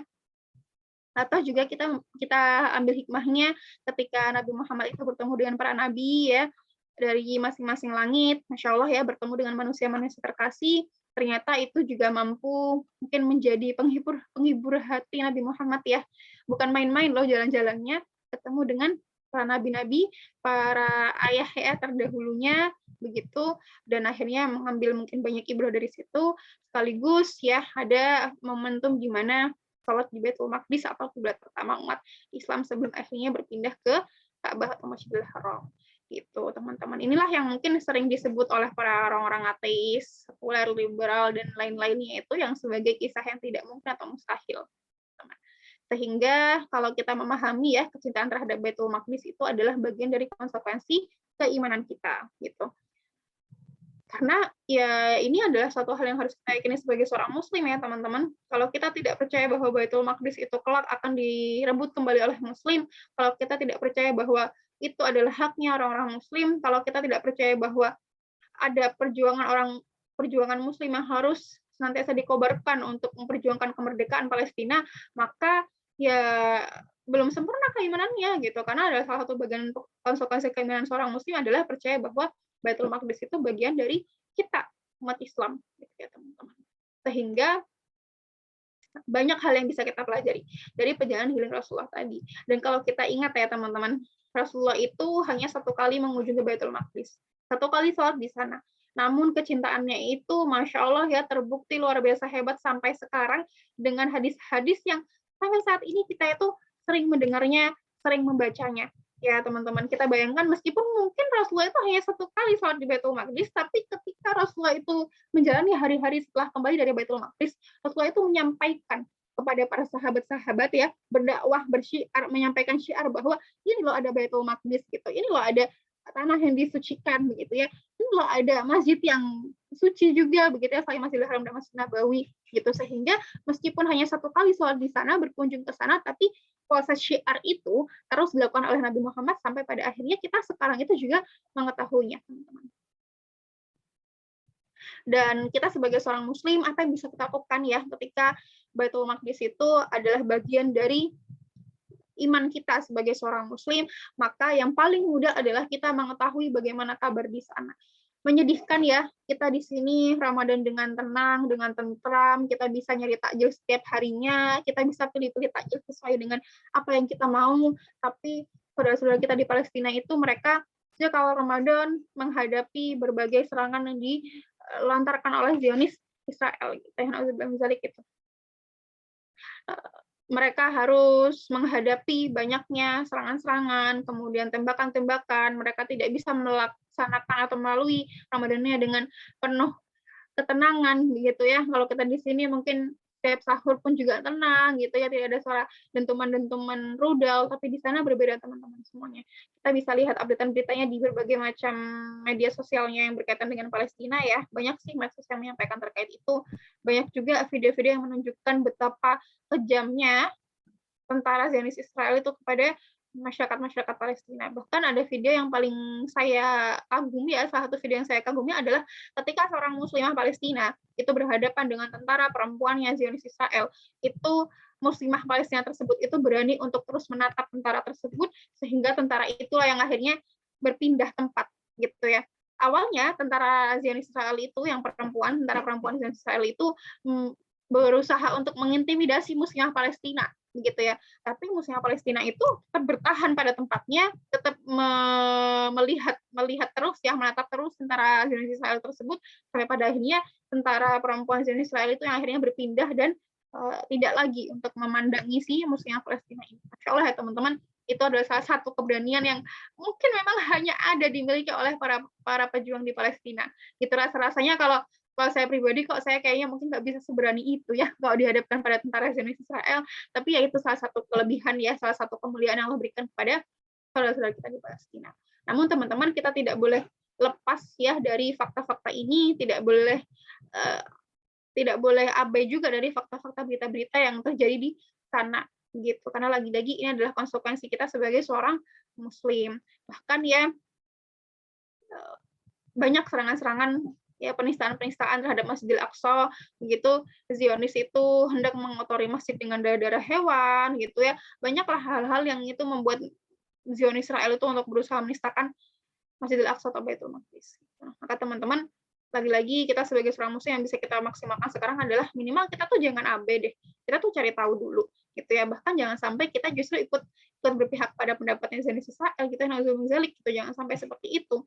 Karena saya tempo hari itu sempat baca highlight-nya seseorang ya, dia bukan muslim sih, tapi akhirnya dia menuliskan kisah tentang Palestina Israel ini dari sudut pandang yang sangat berbeda jauh gitu. Dia menganggap bahwa konflik itu konflik gitu ya, dan dimulai dari kesalahan orang-orang Palestina. Padahal ya Allah, kok bisa ya yang seharusnya korban itu malah disebut sebagai tersangka. Padahal kita yakini bahwa yang terjadi di sana itu adalah murni penjajahan, bukan konflik ya. Saya sampai sekarang itu sebel banget kalau baca media, dan media itu nyebutnya sebagai konflik Palestina Israel. Padahal itu bukan konflik ya teman-teman, itu tuh penjajahan, genosida yang terjadi secara nyata di dunia ini, yang katanya perdamaian atau kemerdekaan itu dijunjung tinggi-tinggi, tapi pada nyatanya ada loh penjajahan dan genosida di satu daerah yang harusnya bernama Palestina tapi diubah menjadi Israel. Gitu. Itu yang mungkin juga perlu kita perjuangkan ya. Jangan sampai orang-orang itu tetap menyebut itu sebagai konflik, harus disebut sebagai penjajahan. Siapa yang menjajah ya Zionis Israel, siapa yang terjajah ya Palestina. Gitu ya. Yang dimana sebetulnya ya di Palestina itu juga tidak hanya orang-orang muslim ya teman-teman, banyak juga yang beragama lain di sana dan mereka juga menjadi korban. Maka apa yang bisa kita lakukan pada saat ini sebagai seorang muslim, sebagai seorang pemuda ya, sebagai seorang generasi strawberry ya, kita tidak, kalau saya pribadi jangan kita percaya pada teori-teori yang mengatakan bahwa generasi strawberry itu lembek. Kita itu kuat gitu. Kita itu tangguh. Kita itu punya militansi yang luar biasa. Maka salah satu hal yang bisa kita lakukan untuk membuktikan militansi kita, untuk membuktikan daya juang kita adalah dengan kita turut berjuang memperjuangkan Palestina dengan usaha yang kita mampu, dengan kita syiar di media sosial, dengan kita syiar di dunia nyata kita, dan terkait upaya maliyah kita atau keuangan kita. Saya sampai sekarang masih menggunakan foto profil Palestina ya di Instagram saya gitu, atau kapan gantinya, dan kayak mungkin juga berat ya gitu, karena bagaimanapun perjuangan untuk memerdekakan Palestina ini belum berhenti teman-teman, belum selesai ya, tetap harus kita perjuangkan sampai kapanpun, sampai akhirnya kita bisa sholat di sana, insya Allah, amin ya. Amin ya rabbal alamin. Dan jangan lupa kita juga bisa untuk mencari-cari info apa yang terjadi di sana. Janganlah kita abai, janganlah kita tutup mata begitu ya. Minimal kalau misalnya memang kita belum mampu untuk membagikan itu di mana-mana, minimal kita cari tahu dulu gitu. Kita cari tahu dulu, kita buktikan ya. Kita buktikan keberpihakan kita gitu ya. Termasuk kita juga berusaha menyisihkan sedikit apa yang kita miliki untuk perjuangan teman-teman saudara-saudara di Palestina. Dengan apa? Dengan kita galang dana gitu, dengan kita meluangkan maliyah kita atau keuangan kita untuk donasi ke Palestina, karena di sana itu butuh banget bantuan kita ya teman-teman. Mereka tidak seperti kita yang bisa nge-zoom dengan nyaman pada pagi hari ini. Mereka tidak seperti kita yang takjilnya itu terjamin begitu ya, berbagai macam bentuknya, berbagai macam wujudnya. Di sana juga belum tentu seperti kita yang kita bisa baca buku apapun dengan nyaman ya, kita bisa baca buku di aplikasi, kita bisa baca buku di hard file-nya. Di sana belum tentu, bahkan untuk mereka baca Al-Qur'an pun mereka juga berusaha untuk dizolimi begitu. Sedangkan kita di sini bisa melakukan semua itu dengan aman, dengan tentram, alhamdulillah ya. Maka kita berikan bentuk peduli kita ya, bentuk kepedulian kita dengan kita juga bisa semaksimal mungkin untuk donasi ya, sesuai kemampuan kita gitu. Tapi insya Allah itu akan Allah catat sebagai bagian keberpihakan kita dan bagian keimanan kita untuk meyakini bahwa kemerdekaan Palestina, kemerdekaan Baitul Maqdis itu adalah bagian dari perjuangan kita sebagai seorang Muslim gitu ya teman-teman. Mungkin itu sedikit yang bisa saya sampaikan dari bagaimana sih seharusnya healingnya seorang pemuda, seorang Muslim. Saya kembalikan ke moderator Endang. Mohon maaf kalau banyak salah katanya. Wassalamualaikum warahmatullahi wabarakatuh. Waalaikumsalam warahmatullahi wabarakatuh. Masya Allah. Terima kasih Kak Sabrina atas penyampaian materi yang sangat luar biasa. Masya Allah teman-teman, banyak sekali insight baru yang bisa kita terima pada pagi hari ini. Ternyata Masjidil Aqsa ini menjadi bagian sesuatu yang luar biasa dari perjalanan healingnya Allah Rasulullah, dan menjadi hadiah yang tiada kira dari Allah Subhanahu wa Ta'ala.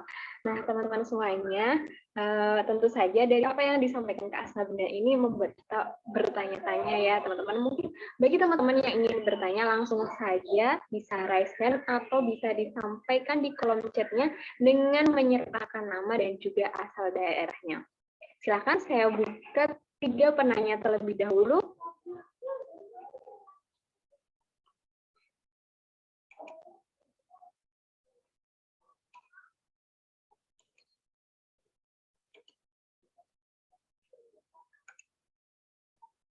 Silakan bisa raise hand atau langsung melalui fitur chat ya teman-teman semuanya.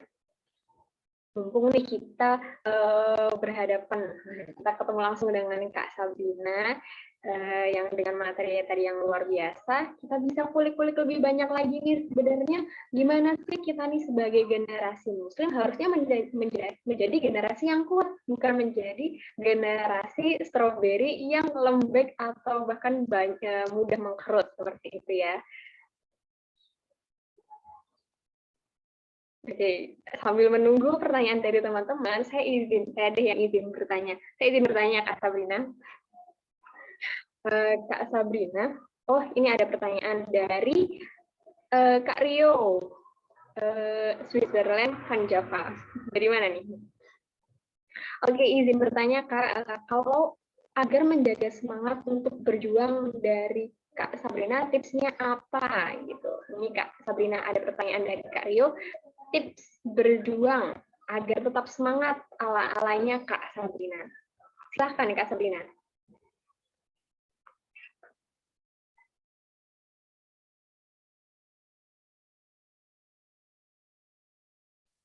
Oke, terima kasih Rio ya, salam kenal.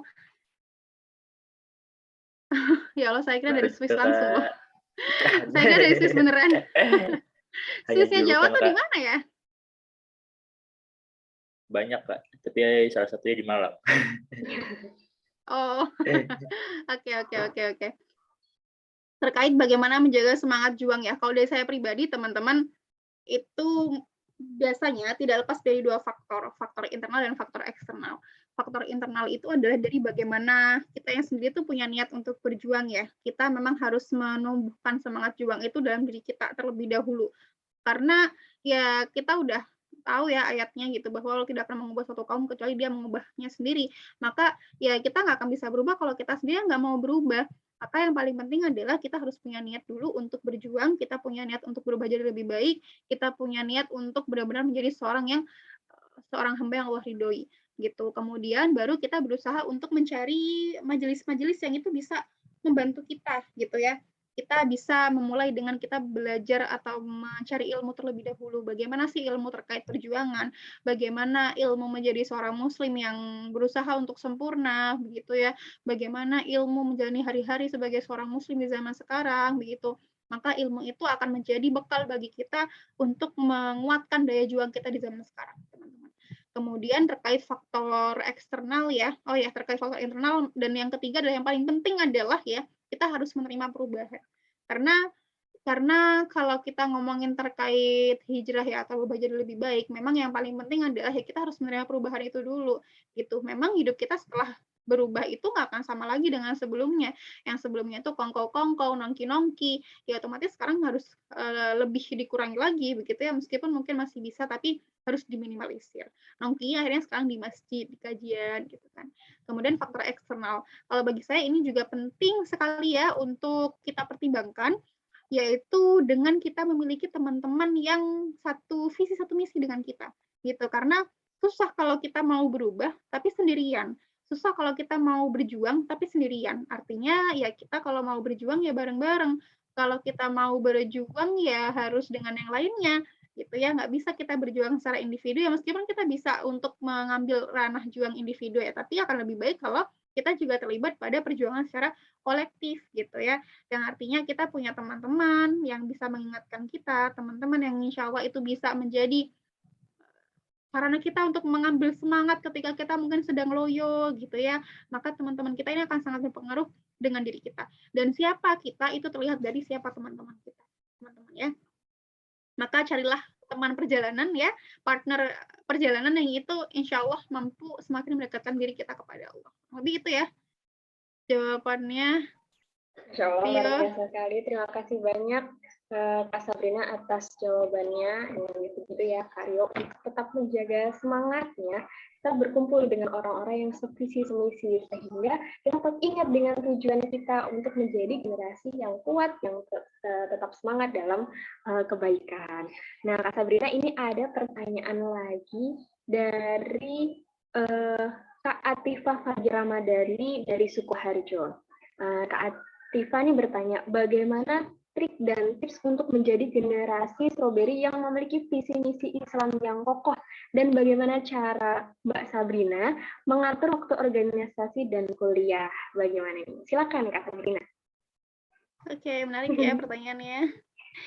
To be honest ya, sejujurnya saya itu dulu ketika kuliah termasuk bukan anak yang pandai-pandai banget mengatur waktu. Dalam artian saya itu bukan tipikal orang yang semuanya itu harus terplan dengan baik gitu ya, karena saya adalah orang yang sangat dinamis dan saya bisa untuk menerima perubahan bahkan ketika itu hamin 1 jam pun gitu. Artinya meskipun saya punya plan, tapi kalau misalnya memang ada yang berubah ya nggak masalah gitu ya.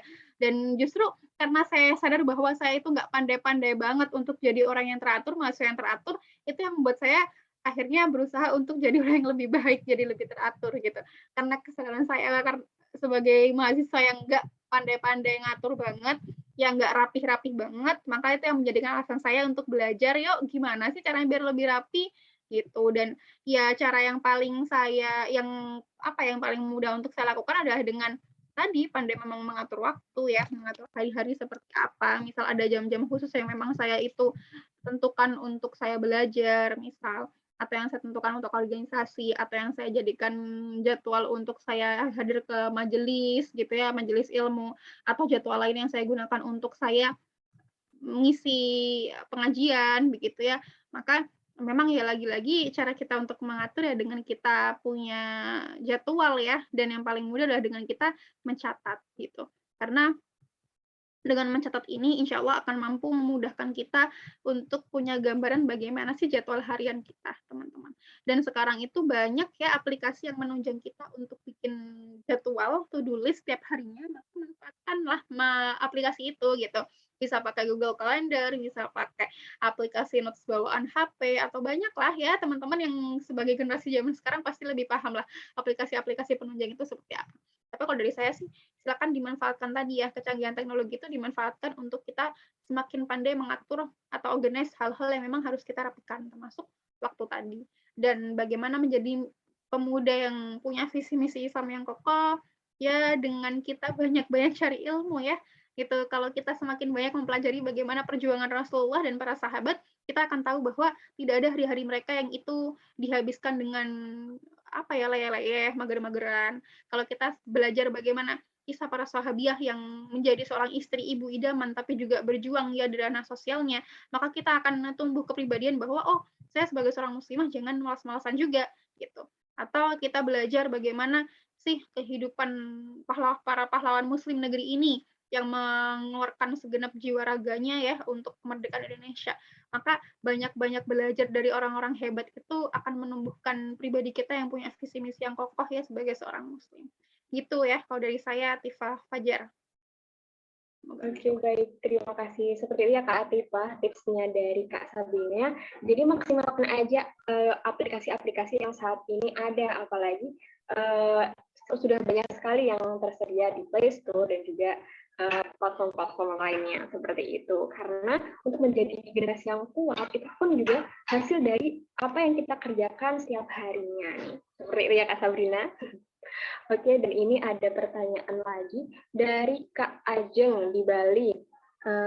Izin bertanya Kak, bagaimana cara menelaah omongan orang yang kurang baik ketika kita sedang berjuang, apalagi berjuang di jalan membela Palestina ini? Karena ada kalimat, kenapa sih memperjuangkan Palestina? Karena sudah dinas dalam Al-Quran, ketika mereka merdeka, itu artinya kiamat, tanda kiamat itu sudah dekat. Seperti itu Kak Sabrina. Silahkan.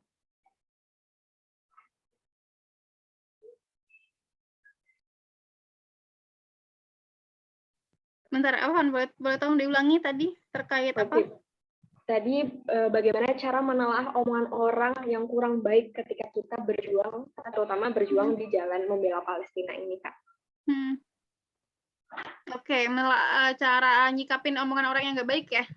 Ya, kurang lebih seperti itu. Kalau saya pribadi ya teman-teman, sebetulnya saya lebih milih bodo amat dan saya ngeblokir orang itu, karena bagi saya ya orang-orang seperti itu tidak layak untuk berteman dengan saya, dan saya nggak perlu untuk menghabiskan energi untuk berteman dengan dia atau berkomunikasi dengan dia gitu. Jadi kita juga harus tahu nih apa yang prioritas untuk diri kita, mana yang layak untuk kita pikirkan, mana yang layak kita untuk balesin, mana yang layak untuk kita kita maknai atau kita muhasabahi, dan mana yang nggak layak gitu, karena nggak semua nyinyiran netizen itu layak untuk kita pikirkan dan kita renungkan gitu ya. Ada yang bahkan perlu kita biarin aja gitu, atau bahkan kita tutup sekalian komunikasi kita atau akses media sosial kita dengan dia, karena bagi saya, bentar, baterai saya lemah.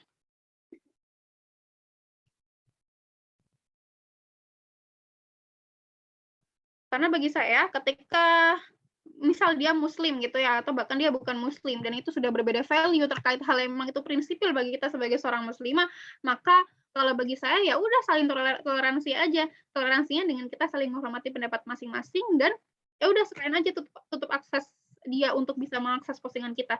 Karena begini teman-teman, bukan berarti kita tidak mau dikritik ya, tapi kalau untuk kritik yang memang tidak substansial seperti itu ya kita nggak perlu merhatikan juga gitu. Bahkan kalau saya pribadi, daripada dia sakit hati baca postingan kita yang nggak sejalan dengan dia, mending dia nggak perlu lagi baca postingan kita. Daripada dia itu ya ngerasa dongkol hatinya, ngerasa iri dengki hasad karena dia itu punya pandangan yang sangat berbeda dengan kita, ya udah mending dia nggak usah baca lagi aja gitu. Dianya baik, ya kita juga nyaman gitu kan. Dianya nggak ngerasa iri dengki hasad, dianya juga nggak perlu kepikiran sama tulisan kita, kitanya juga nggak perlu males nanggepin orang yang tantrum kayak gitu kan. Jadi ya sama-sama inilah, sama-sama menghemat energi masing-masing gitu ya. Itu kalau dari saya pribadi teman-teman. Teman-teman boleh untuk meniru, boleh nggak meniru juga. Kalau misalnya memang punya energi yang banyak untuk ngeladenin juga ya bebas aja sih. Cuma saya nggak merekomendasikan karena bikin capek sendiri. Gitu. Kemudian terkait kalau Palestina merdeka itu artinya kiamat sudah dekat ya teman-teman. Kalau saya mengutip apa yang disampaikan oleh para ustadz ya, daripada kita selalu fokus pada kapan Palestina itu merdeka dan pada kapan kiamat itu datang ketika Palestina merdeka, lebih baik kita fokus memastikan bahwa kita ada pada barisan yang memperjuangkan kemerdekaan Palestina itu. Lebih baik kita fokus untuk memperjuangkan bahwa ya memang kita itu menjadi barisan orang-orang yang memperjuangkan kemerdekaan Palestina gitu. Lebih baik kita pastikan peran kita punya peran atau tidak pada kemerdekaan Palestina. Kita punya peran, kita punya sumbangsi atau tidak. Kita pastikan kontribusi kita gitu. Daripada kita berpikir siapa yang akan menggantikan Salahuddin Al-Ayyubi, terus kapan waktunya akan berdiri dan seterusnya. Maka lebih baik, lebih bijak kita pastikan bahwa yang penting kita dulu nih gitu ya. Kita dulu pastikan kita tuh ngekor sama orang-orang baik ini. Gitu. Meskipun kita mungkin rasanya masih jauh dari kata solih ya, tapi minimal kita ikut barisannya orang-orang solih ini, minimal kita punya kontribusi meskipun mungkin hanya sekedar nge-share di media sosial atau mungkin hanya sekedar infak semampunya kita. Tapi yang pasti kita pastikan dulu bahwa kita punya kontribusi. Itu ya teman-teman. Semoga menjawab ya semuanya. Alhamdulillah menjawab sekali nih Kak Sabrina, apalagi tadi menancap sekali kalimatnya, daripada kita berpikir nanti akhirnya kalau merdeka itu semakin dekat dengan kiamat, tapi pastikan dulu kita ini ada di barisan-barisan perjuangan yang ikut serta dalam pembebasan Palestina dan juga Al-Aqsa. Luar biasa sekali nih. Terima kasih Kak Sabrina, dan izin melanjutkan pertanyaan dari teman-teman. Ini ada pertanyaan menarik dari Kak Huzaifah dari Trenggalek. Mohon izin bertanya Kak, kenapa minal masjidil harami ilal masjidil aqsa? Kenapa kok nggak masjid yang lain? Gimana nih Kak? Wah, terkait ini nanti teman-teman bisa konfirmasi ke para ustadz yang lebih paham ya. Tapi kalau dari apa yang saya pelajari, yang saya juga ambil dari kata para ustadz ya karena memang itu adalah tempat-tempat yang disucikan ya teman-teman gitu. Bagaimana kita ketahui Masjidil Haram itu masjid yang disucikan ya kiblat saat itu. Kemudian Masjidil Aqsa adalah kiblat pertama sebelum Masjidil Haram gitu ya. Mungkin hikmahnya adalah bahwa kita agar belajar harusnya ketika kita mau healing atau kita mau cari hiburan itu ya ke tempat-tempat yang memang disucikan gitu ya. Tempat-tempat yang memang Allah berkahi.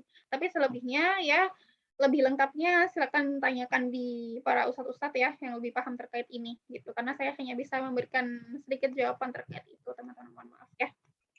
Baik, terima kasih Kak Sabrina atas jawabannya. Betul sekali Kak Huzaifah, nanti bisa dikulik-kulik lebih lanjut melalui referensi buku atau bahkan bisa follow Instagramnya Aspal dan juga beberapa akun-akun terkait edukasi Palestina lainnya. Nah, Kak Sabrina, mohon izin untuk membacakan pertanyaan terakhir dari sahabat kita, Kak Fatia dari Pekalongan. Ini pertanyaan yang membuat kita penasaran juga nih dengan apa yang di aktivitas Kak Sabrina saat ini. Kak, kalau tadi kan kita ikut menyebarluaskan. Kalau dari Kak Sabrina sendiri ada suka duganya nggak sih kalau waktu share informasi mengenai tentang Palestina? Lalu bagaimana apa sih yang harus kita lakukan ketika dapat nyinyiran dari orang-orang di luar sana? Seperti itu Kak Sabrina, silakan.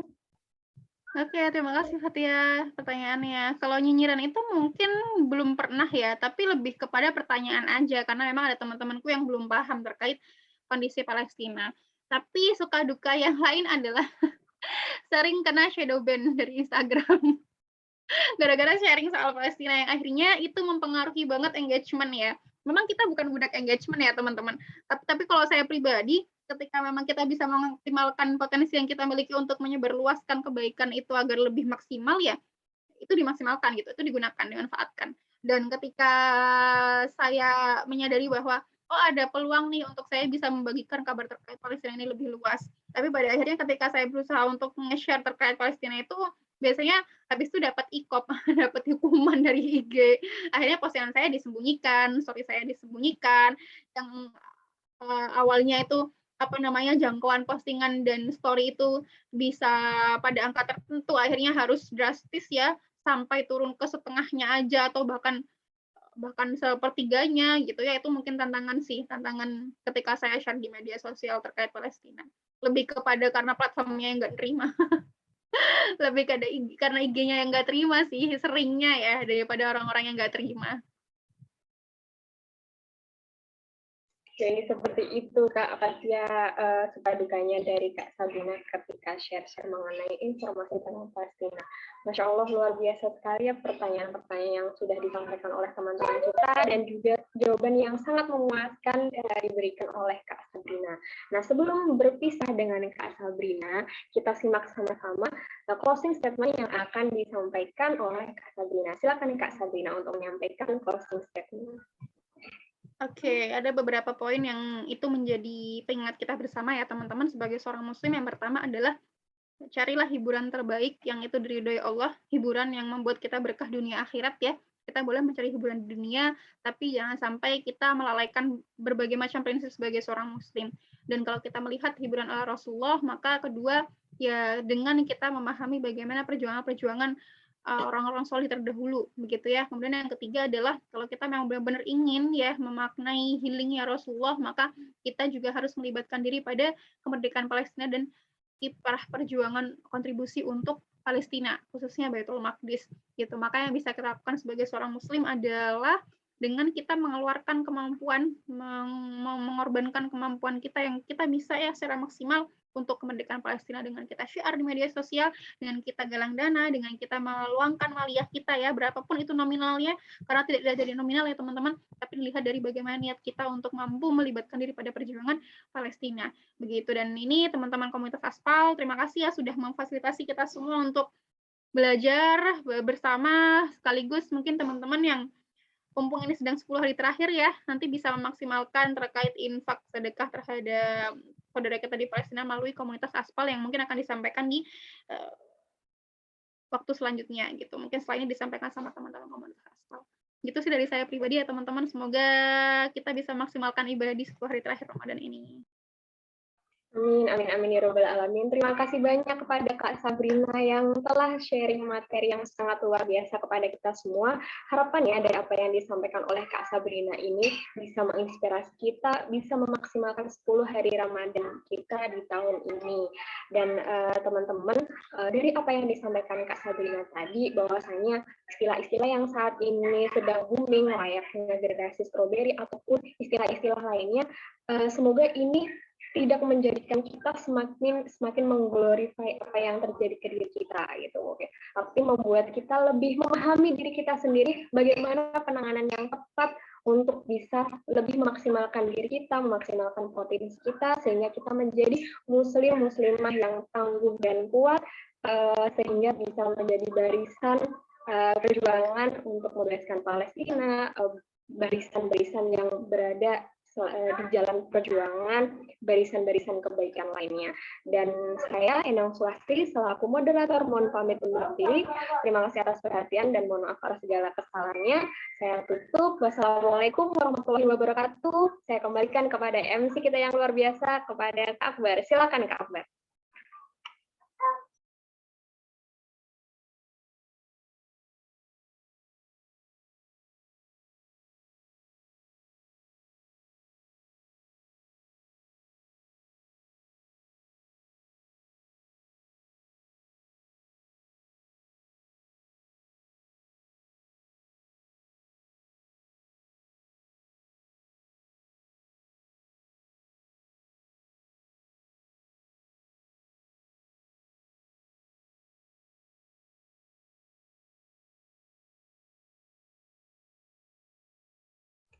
Oke, sepertinya Kak Akbar sedang terkendala koneksi ya teman-teman semuanya.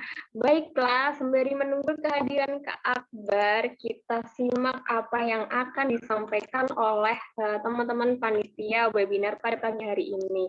Dan selanjutnya akan dipandu oleh teman kita yang luar biasa untuk sesi yang luar biasa juga. Silakan kepada yang bertugas.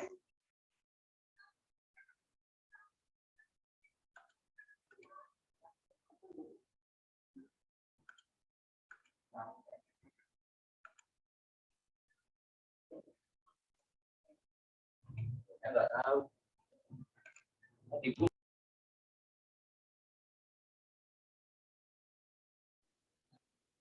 halo. Suara saya sudah masuk ya? Aman Kak Nalut. Silakan Kak Nalut. Oke, terima kasih Mbak Indah atas waktunya. Dari teman-teman, minta tolong dong untuk menampilkan satu video dari Aspal, dari Adara.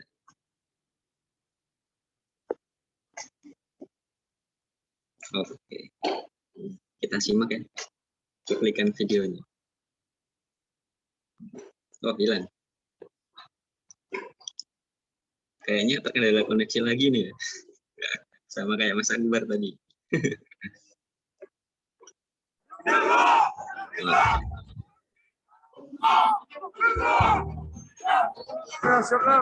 يا شباب قوم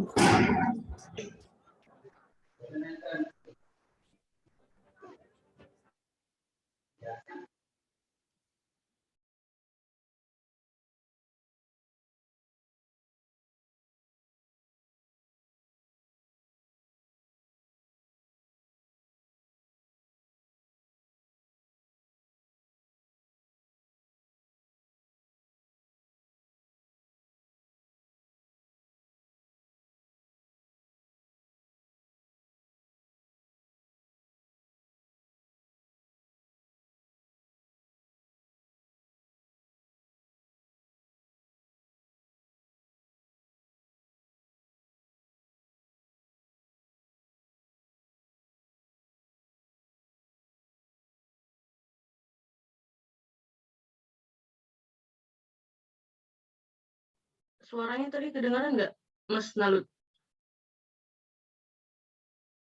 Saya.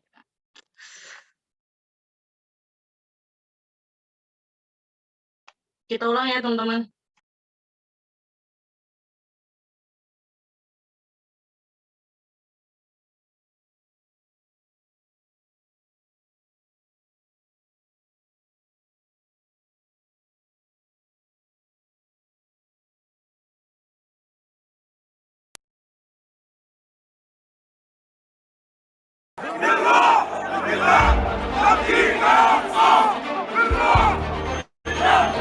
يا شباب وينكم يا شباب وينكم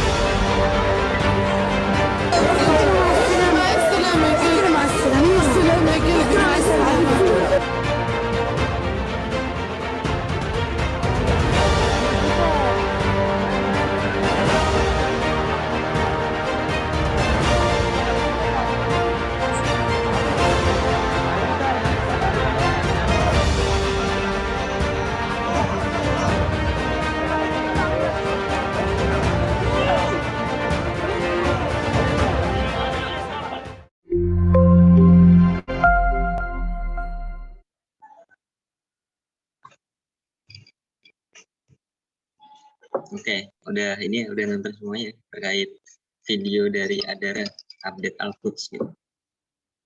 Nah, kata-kata yang sering menjadi semangat bagi aktivis Palestina, biruh, idam, nafti kaya aqsa. Artinya dengan roh, dengan darah kita akan membelamu ya aqsa. Ini memang kata-katanya singkat gitu, tapi kalau kita memanai lebih dalam dari kata-kata tersebut, biruh, idam, nafti kaya aqsa, itu sungguh luar biasa, sungguh menjadi kata-kata penyemangat gitu, untuk tetap berjuang di Palestina. Kemudian update terakhir, saya sempat baca-baca juga gitu. Ada beberapa anak kecil yang sedang fokus untuk membaca Al-Quran, dan di sekelilingnya itu adalah tentara Zionis gitu, tapi tetap fokus untuk beribadah, fokus untuk membaca Al-Quran gitu. Itu menunjukkan bagaimana akidah seorang anak kecil Palestina yang tetap teguh meskipun samping atau di sekelilingnya itu banyak tentara Zionis yang bisa jadi sewaktu-waktu ditendang ataupun diusir dari komplek Masjidil Aqsa. Kemudian yang kedua, ada nenek-nenek tahu lah ya, nenek-nenek itu lanjut usia yang rela menempuh hampir kurang lebih 100 km.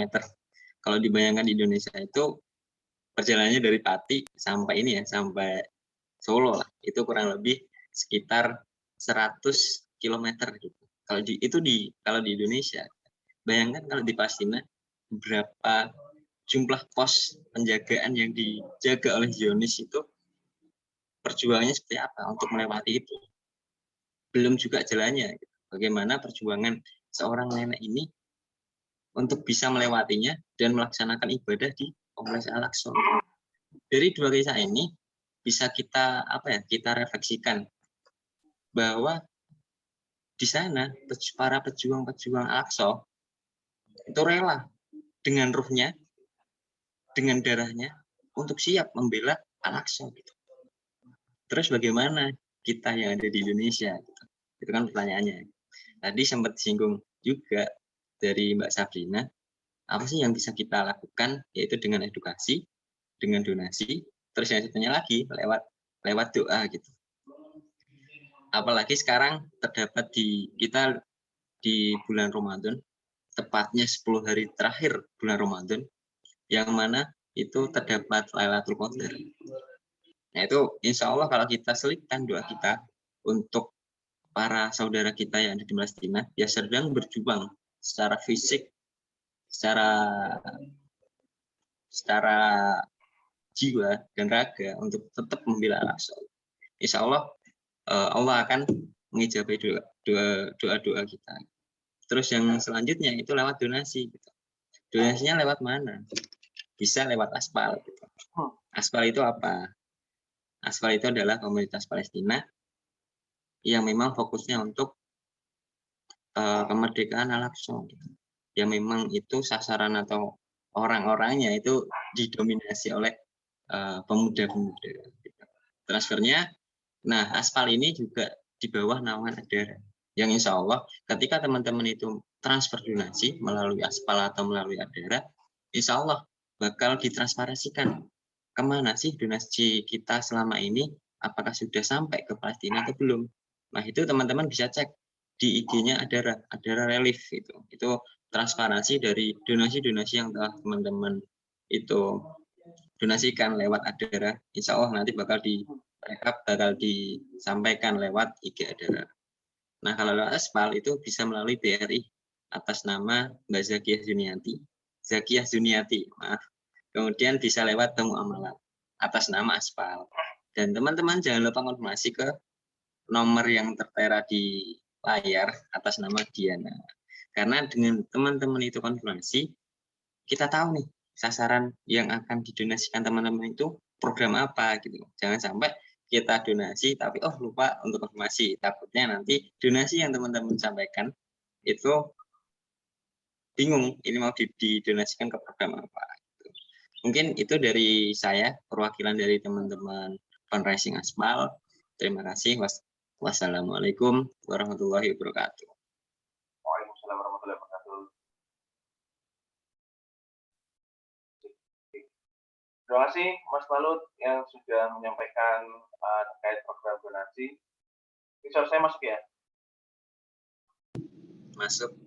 Oke. Oke, terima kasih. Maaf tadi sedikit kami tinggal. Jadi tadi sedikit penyampaian program donasi dari Komunitas Assalamualaikum Palestina. Jadi teman-teman silakan kalau yang misalkan ada yang Mas aku juga ingin ikut berkontribusi untuk Palestina. Nah itu bisa juga teman-teman ikut program-program yang ada di Aspal. Nanti untuk lengkapnya bisa teman-teman hubungi panitia atau mungkin nanti kan akan kami share juga di grup peserta ataupun teman-teman juga bisa stay tune di Instagramnya Aspal. Gitu. Karena tadi sedikit terlewat untuk teman-teman yang ada di sini, silakan bisa menyalakan kamera karena setelah ini kita akan mengajak sesi foto bersama dengan pembicara kita itu Kak Sabrina. Silakan buat teman-teman yang ada di sini bisa dinyalakan kameranya dan kepada operator bisa mempersiapkan diri karena kita akan bersama untuk foto bareng. Oke, silakan teman-teman bisa sambil on kamera. Kami tunggu. silakan bisa dinyalakan kameranya terlebih dahulu. Oke, siap ya. Yang lain masih ditunggu.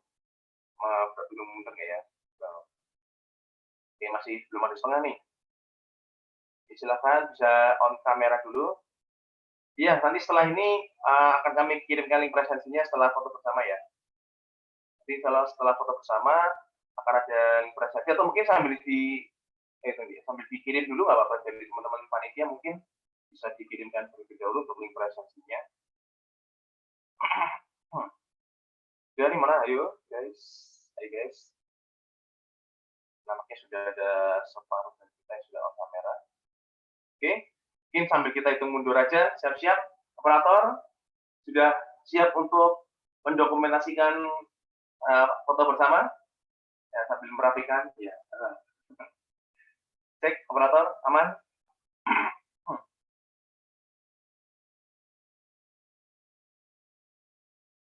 Halo. Panitia atau operator, aman untuk dokumentasinya? Halo. Ayo Mas, aman. Coba aman, ya? aku bantu itu foto. Ya. Siap. Udah siap? Oke. Boleh sambil dihitung mundur ya? Ya.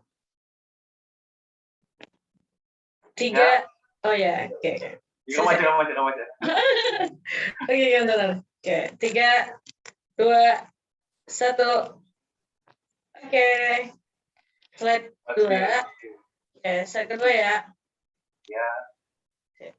1, 2. Grogi nih sampai. 1, 2, 3. Oke. Nice. Kita contohin tuh style aspal ya. See you in coach kayak gini nih, tangan tapi kita gitu ya. Tangan kanan ya, boleh. See you in coach kayak gini. Di kaki alis. Nah, stylenya. Oke. Kayaknya. Yuk, Mas Akbar. Itu Mas. Itu ya. Yo, siap. 3, 2, 1. Oke. Nice. Slide kedua. Slide kedua sudah. Belum. Ayo Mas lagi. Ya lagi, oke siap. Mulai 3, 2, 1. Oke, sudah. Nice, thank you. Bella yang udah bantu operator, bantu dokumentasi dan juga Kang Fadila juga sudah mau berfoto bersama dengan kami. Kami ucapkan terima kasih dan juga teman-teman panitia bisa di-share untuk link presensinya dan kepada teman-teman silakan bisa mengisi link presensi yang sudah ada. Nanti insya Allah juga akan ada sertifikat gitu ya. Nah, itu sudah di-share oleh teman-teman panitia link presensi. Oke, setelah ini insya Allah akan ada sesi selanjutnya. Jadi teman-teman jangan live dulu karena setelah ini akan ada sesi. Tadi sudah sesi pemaparan donasi dan sekarang ada sesi yang luar biasa. Oke, siap teman-teman. Panitia siap. Kita akan masuk ke sesi yang namanya sesi lelang. Ya, wah ada lelang mas. Ya, jadi ini adalah salah satu bentuk ikhtiar kita, cara kita untuk mengemas sebuah program donasi supaya teman-teman lebih antusias lagi untuk mengikuti atau ya ikutan berdonasi gitu. Jadi salah satunya selain kita sekedar memberikan program yang dibutuhkan di Palestina, tapi ini jadi salah satu cara kita untuk mengemas supaya donasi itu menjadi menarik gitu. Baik, salah satunya kita dengan mengadakan lelang. Jadi nanti di sesi ini akan ada beberapa barang yang sangat luar biasa, yang sangat limited juga, dan juga teman-teman bisa mendapatkan barang ini eksklusif hanya di Aspal gitu. Oke.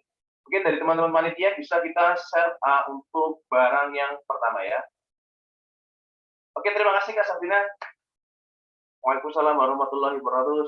Jazakallahu khair. Izin pamit ya teman-teman semuanya. Iya Kak, terima kasih. Assalamualaikum. Waalaikumsalam warahmatullahi.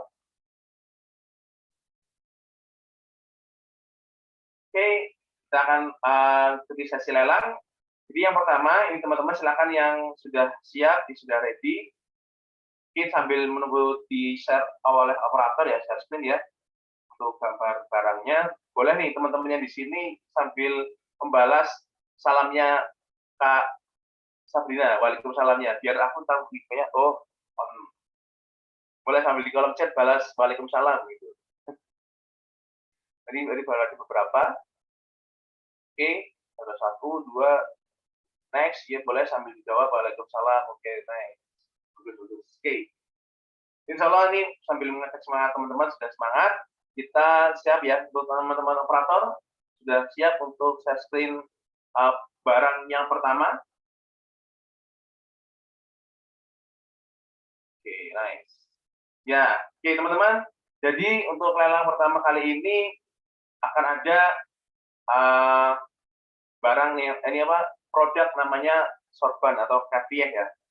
Jadi ini eksklusif asli dari Palestina, buatan saudara-saudara kita di Palestina. Ya kita kalau kita di sini biasanya mengatakan atau kita punya jargon berdayakan UMKM gitu. Nah, ini juga kita memberdayakan UMKM-nya Palestina gitu. Jadi kita tidak hanya sekedar membantu memberikan bantuan secara langsung, tapi kita juga bisa mensupport perekonomian mereka dengan salah satunya dengan cara kita menggunakan produk-produk yang asli buatan mereka. Nah, silakan di spotlight teman-teman. Nah, ini dia sorban kafieh asli Palestina.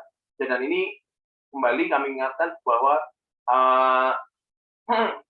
ini adalah stok yang limited, jadi teman-teman akan cukup sulit untuk mendapatkan produk ini dan tidak dijual secara umum gitu. Jadi teman-teman juga tidak perlu jauh-jauh ke Palestina, cukup dengan mengikuti lelang ini bisa mendapatkan sorban kafieh asli dari Palestina. Dan untuk yang lelang nanti silakan teman-teman bisa share di kolom chat atau mungkin nanti raise hand juga bisa, on mic juga bisa menawarkan dengan nominal tertinggi. Oke. Untuk nominal lelang ini kita akan mulai dari atau start dari siap ya. Jadi untuk produk pertama ini kita akan start dari nominal Rp600.000. Oke, silakan kalau teman-teman ada yang mau menawar lebih tinggi bisa di kolom chat dengan mengirimkan nomor teleponnya, nama saya kasih ya, nama dan nomor telepon. Nah, itu sudah dari share. Terima kasih. Nama, nomor dan barangnya ya, sorban kafieh asli Palestina. Silakan bisa dikopas atau mungkin kalau yang mau di on mic silakan on mic, nanti kami bantu tuliskan namanya dan nomor teleponnya. Bagi teman-teman yang di sini hadir silakan yang berminat untuk menawar dengan harga tertinggi kita start dari Rp600.000. Oke. Dari sorban kafieh asli dari Palestina, produknya juga produk premium. Insya Allah teman-teman juga tidak akan menyesal untuk meminang produk ini. Baik teman-teman, ada sini yang berminat untuk meminang sorban kafieh. Mungkin kalau nggak dihitung mundur kayaknya kurang semangat, gitu, kurang tergerak, gitu, kurang greget. Nah, mungkin kita hitung mundur sambil hitung mundur juga. Siap-siap? Sambil kita tunggu. Kita mulai hitung mundur dari 10, 9, 8, 7, 6, 5, 4, 3, 2,5, 2, 1. Oke, karena mungkin belum ada, mungkin nanti teman-teman sambil mikir, oh ya kayaknya sebentar mas, tahan dulu mas, kayaknya belum dulu. Mungkin produk yang lain, oke, kita ada produk yang lain juga, yang kita akan lelangkan juga. Siap-siap teman-teman dari operator jadi next produk aja. Nah, ini dia, bukan belakangnya, bukan backgroundnya, bukan mbaknya, bukan kaos mbaknya, tapi jilbabnya ya. Ya, jadi ini adalah jilbab dengan motif Al-Aqsa ya, Masjidil Aqsa. Dan ini jilbab juga dengan bahan yang bagus. Dan nanti teman-teman juga bisa mendapatkan ini secara eksklusif di eventnya Aspal gitu ya. Dan untuk jilbab sendiri, insya Allah kita akan mulai start dari kita akan start mulai dari nominal Rp400.000.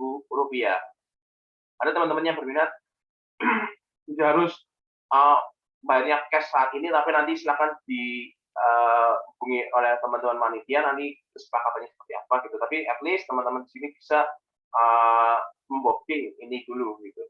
Oke, kalau ada yang berminat silakan bisa ketikkan formatnya seperti yang tadi sudah dikirim oleh panitia ya, dengan format nama, nomor telepon dan barangnya. Jadi kalau teman-teman peminat barang ini silakan bisa kirimkan, atau tadi masih kayaknya aku yang kafe aja deh Mas. Kalau kafe silakan nanti kasih nama barangnya di sini ya.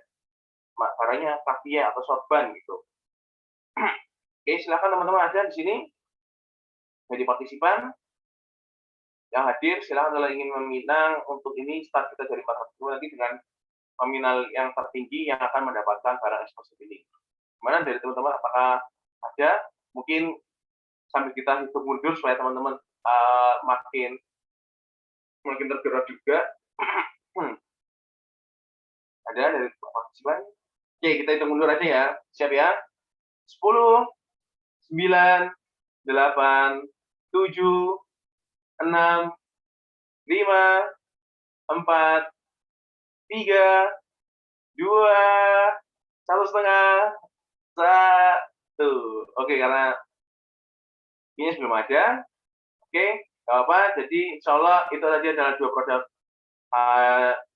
lelang kita. Tapi kalau teman-teman mau mendapatkan ini, karena tadi masih kita buka nih sekarang nih. Jadi teman-teman masih ada kesempatan. Tapi kalau misalkan nanti setelah acara ini selesai, teman-teman sayang sekali belum bisa mendapatkan produk eksklusif ini gitu.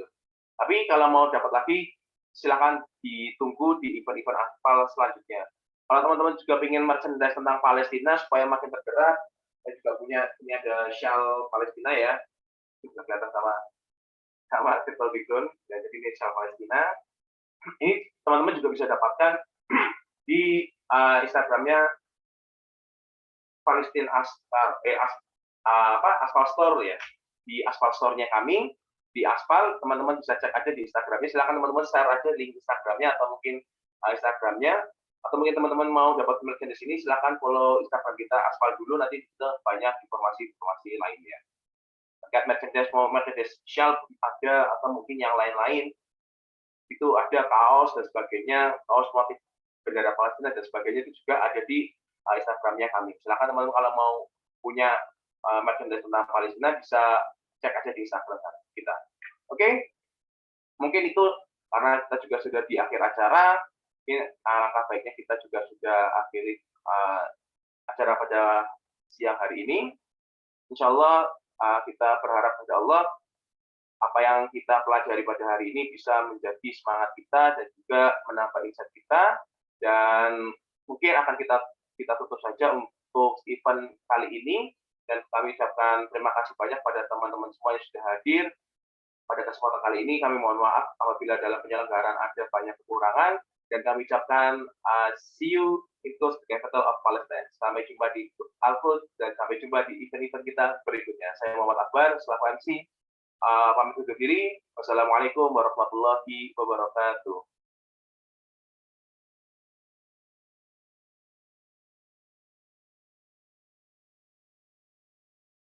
Terima kasih guys, terima kasih.